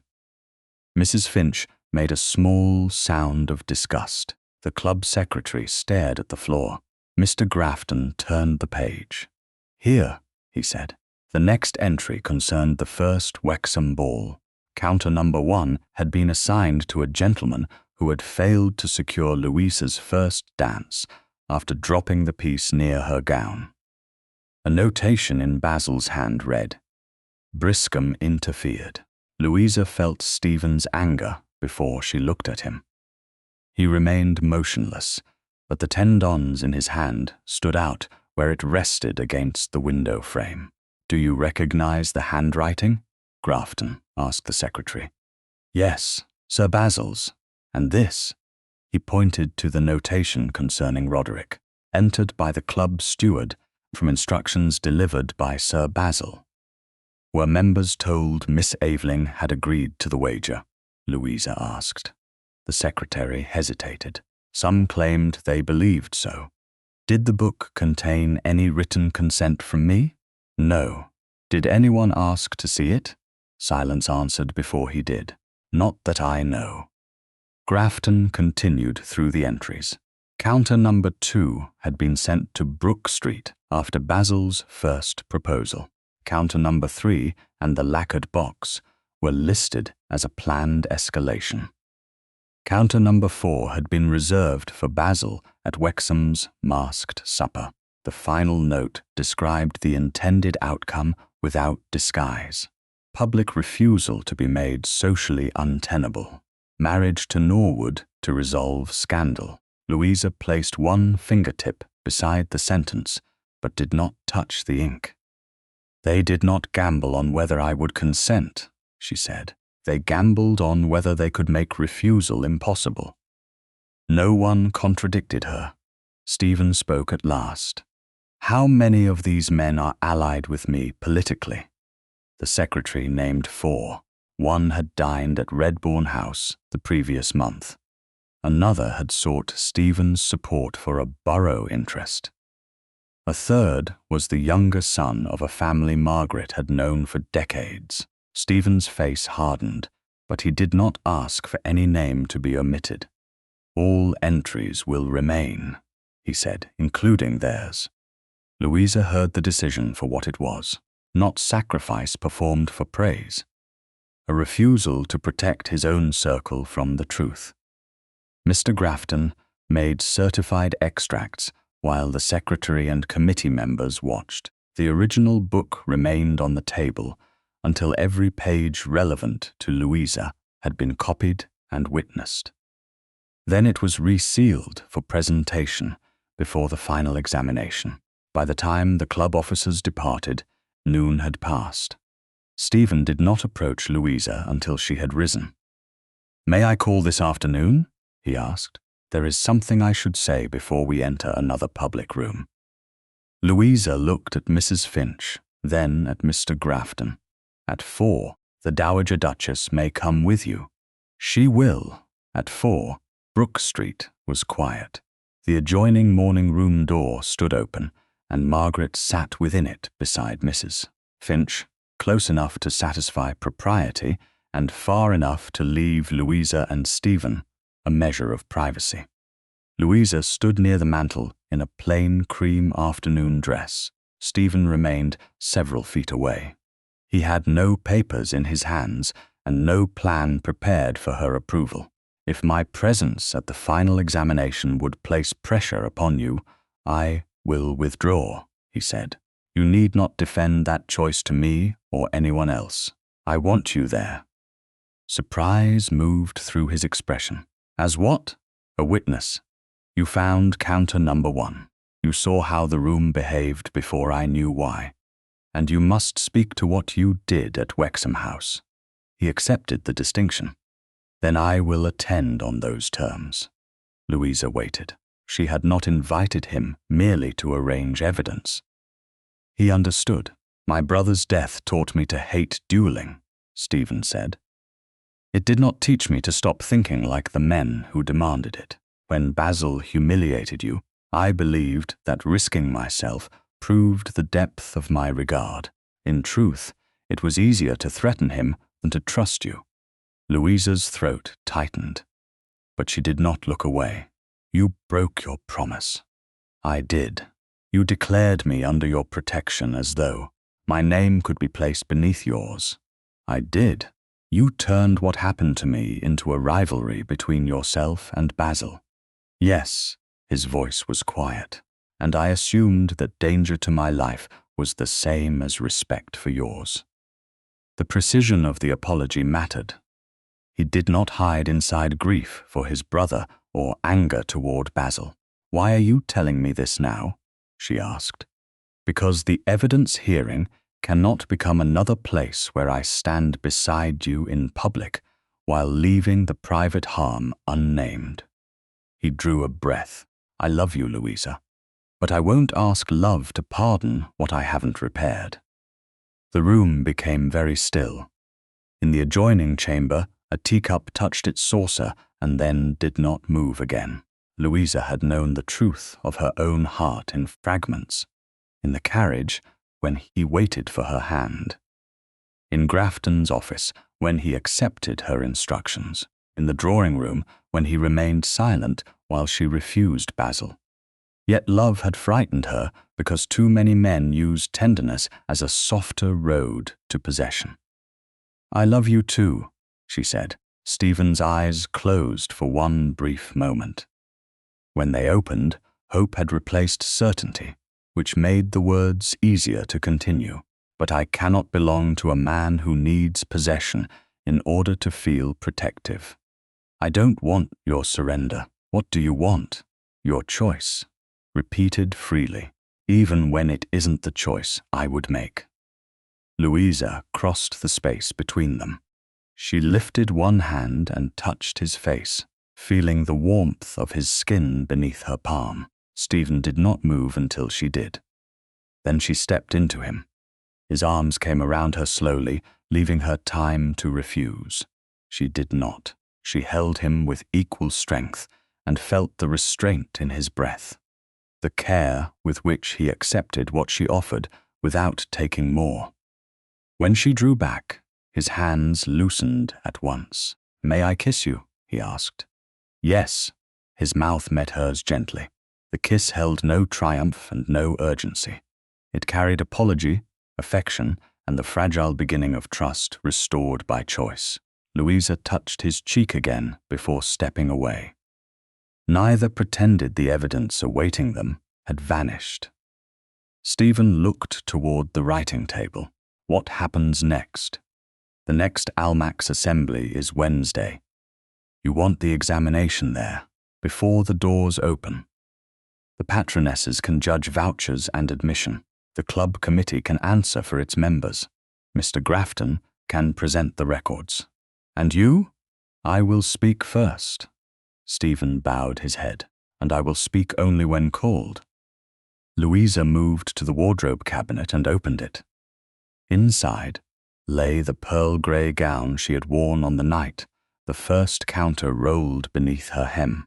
Its lower seam had loosened slightly from use.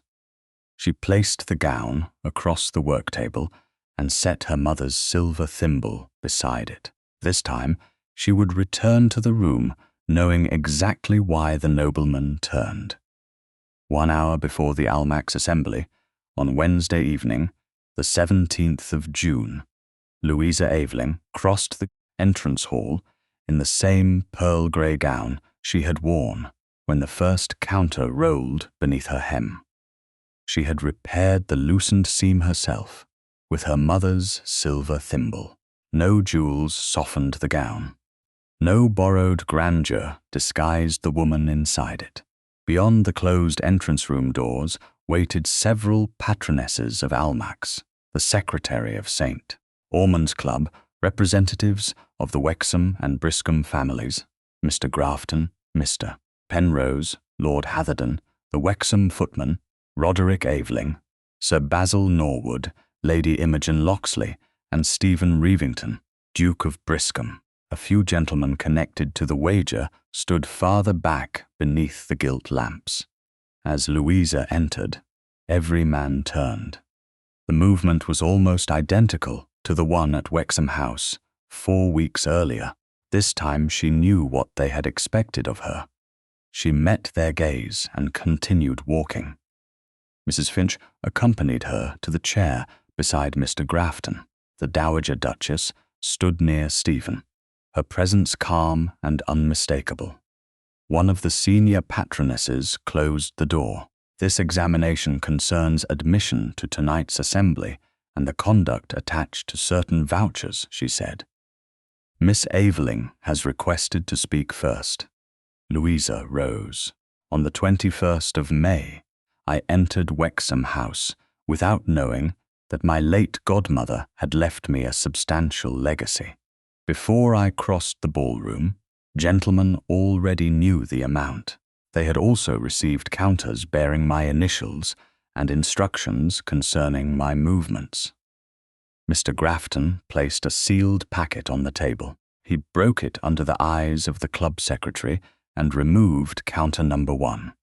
Its mother-of-pearl surface shone beneath the lamps. First dance. Your Grace, Louisa said, turning to Stephen. Will you tell the room where you found this? Stephen stepped forward only because she had called him. It rolled across the ballroom floor and stopped beside Miss Aveling's hem. I picked it up before asking her for the opening quadrille. Had I spoken to you of an inheritance? No.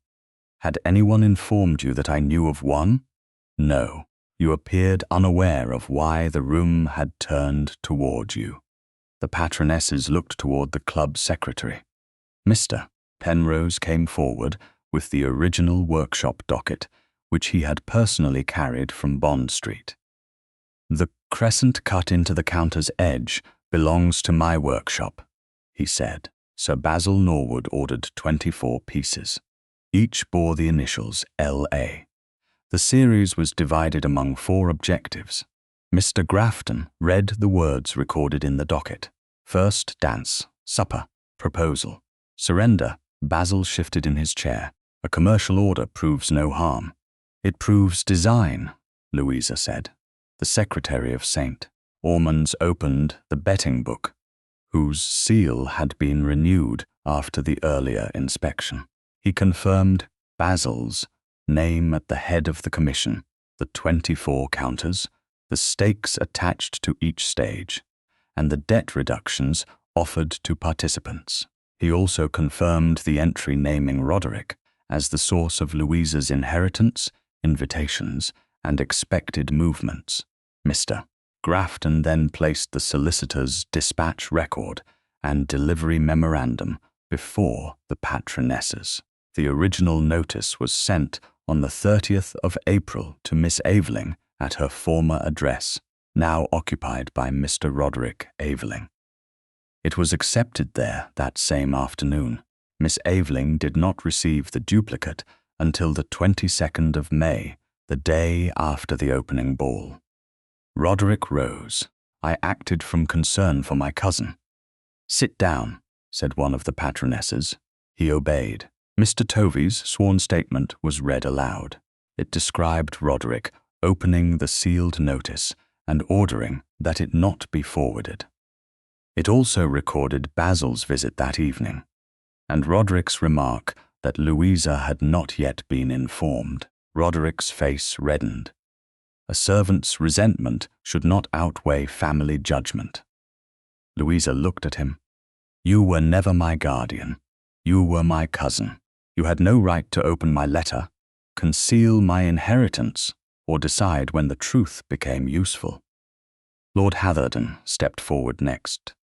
His voice trembled at first, then steadied. Sir Basil offered to forgive part of my gaming debt if I joined the wager.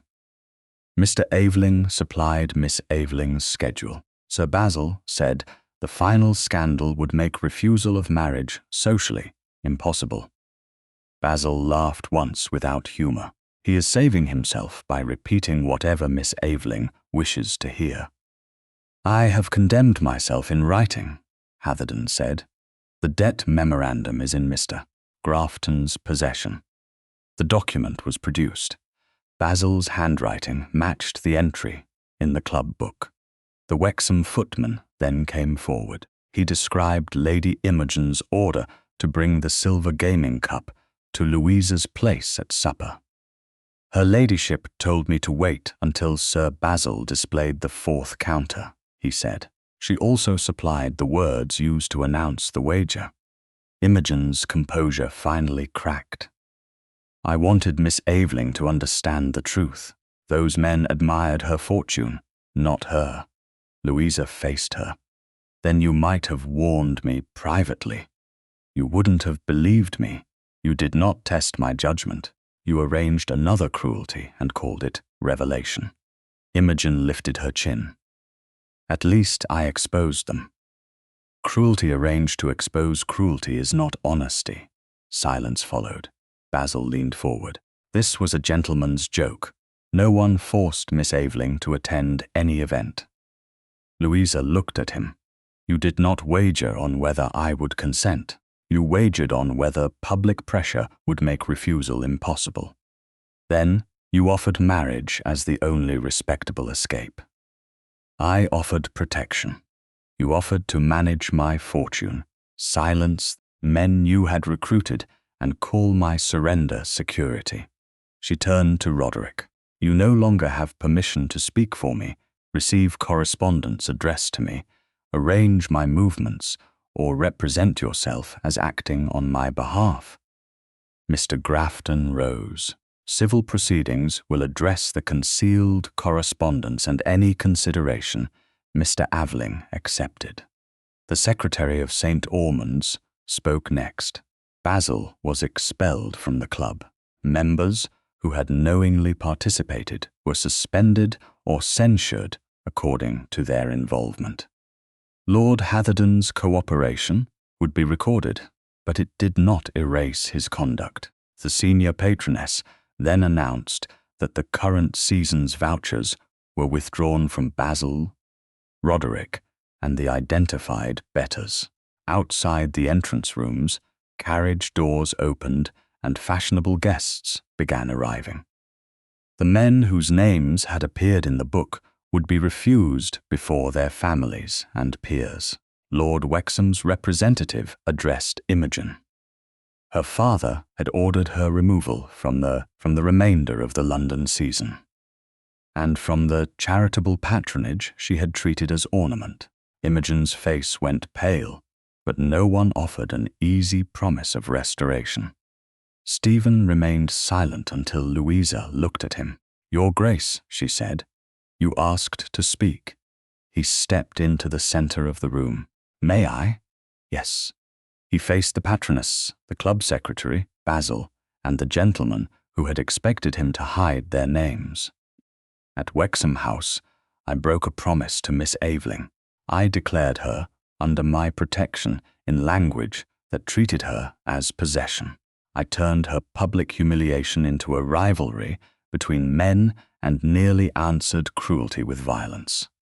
Basil looked away. Stephen continued. Miss Aveling needed no man to confer worth upon her. She needed those who claimed to respect her to honor her voice. I failed to do so that night. He did not mention love. He did not offer marriage as proof of repentance. He returned his attention to Louisa. Miss Aveling, may I ask one thing? You may ask.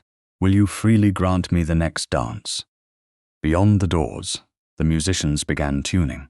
Louisa looked at counter number 1 upon the table. A month earlier, men had believed her first dance could be won before she entered the room. Now Basil stood expelled, Roderick's stood stripped of authority, and the men who had wagered on her consent waited to be refused admission.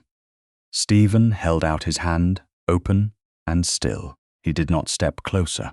Louisa placed her gloved hand in his. Yes, she said, I will. The patroness opened the doors. Together they entered the ballroom, not as prize and victor, but as two people whose choice could be seen by everyone who had once mistaken a woman's presence for surrender.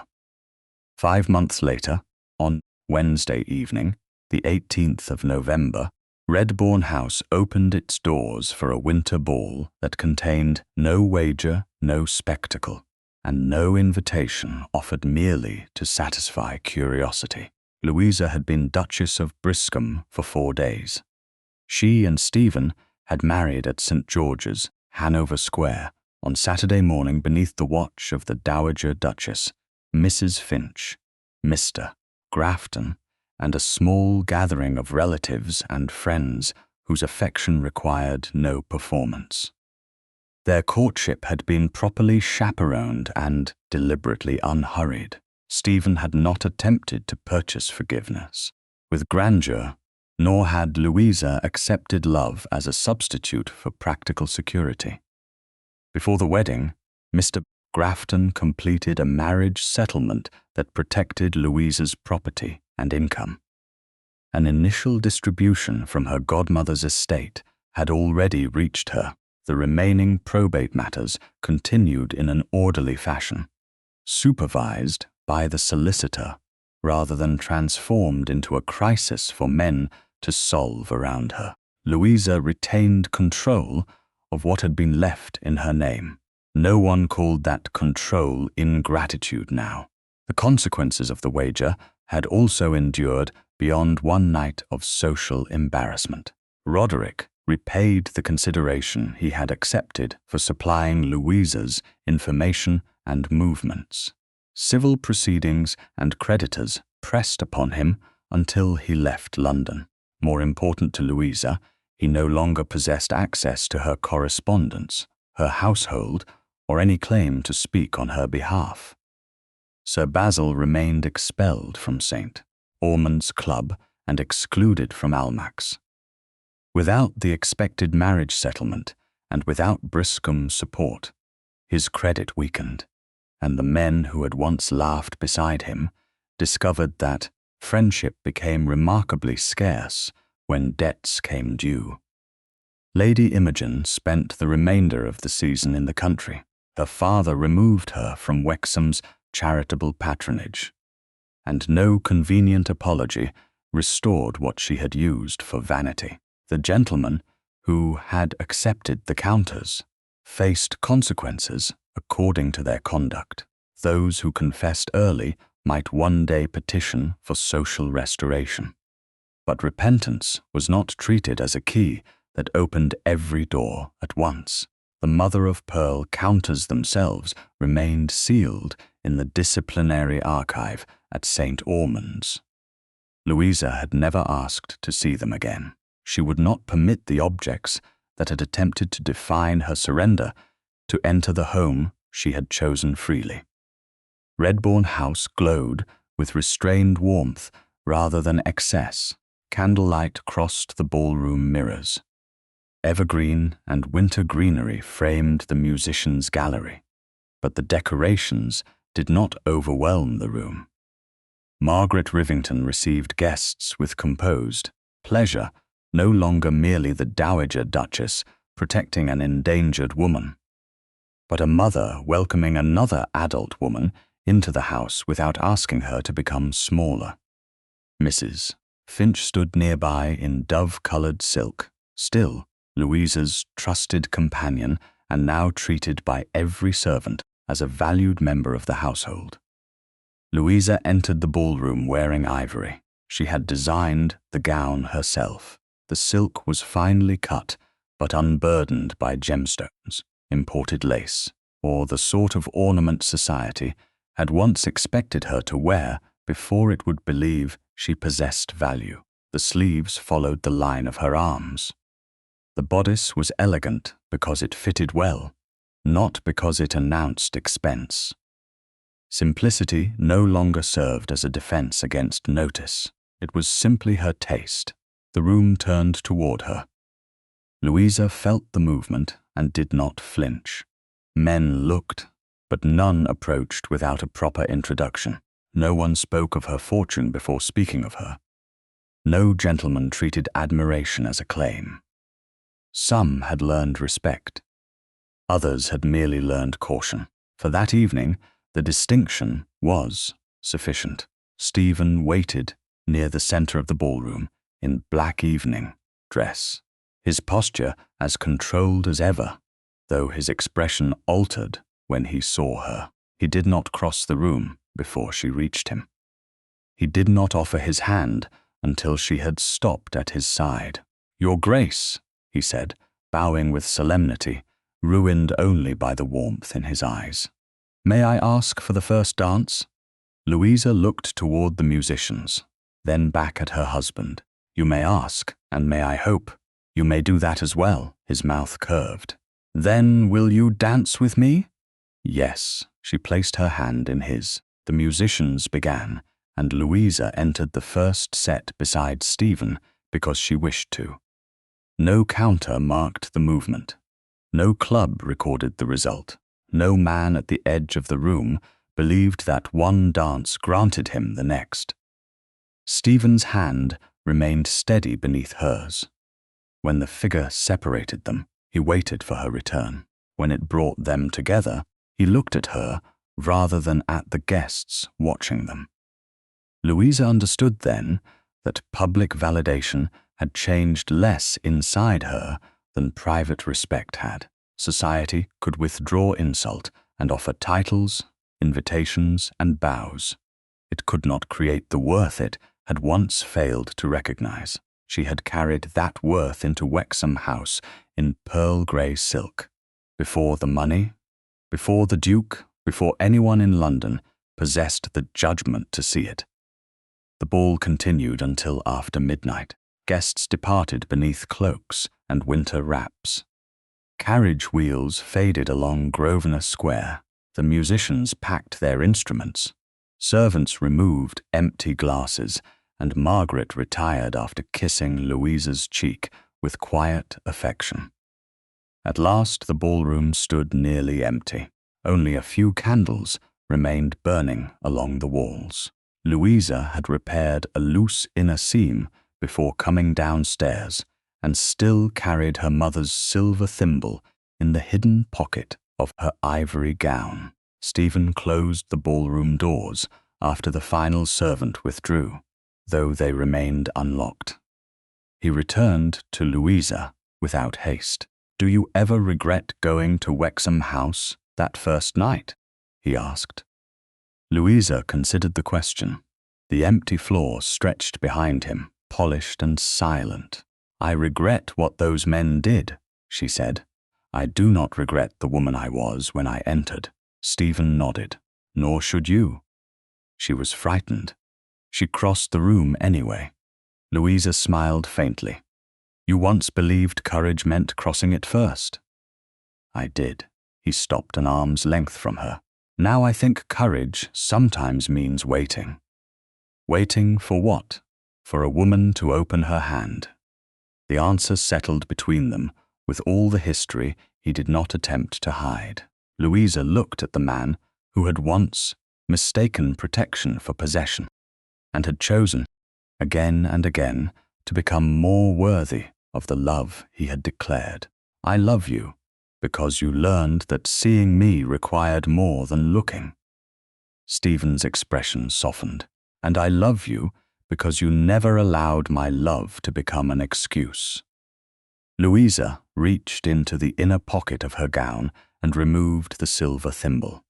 Its worn surface caught the final candlelight. She crossed to the small sewing box that rested upon a side table, placed the thimble inside, and closed the lid gently. It was not a relic of suffering. It was a tool she had used to shape cloth, preserve independence, repair what had loosened, and make visible what she chose to present. Stephen extended one empty hand. He said nothing. He waited. Louisa returned to him and placed her hand in his. His fingers closed only after hers did. Then she lifted her face, and the kiss they shared was warm, unhurried, and entirely private. Beyond the windows, London continued assigning value to names, fortunes, houses, and titles. Inside the empty ballroom, the silver thimble rested in candlelight beside two freely joined hands, and no audience remained to decide what their love meant.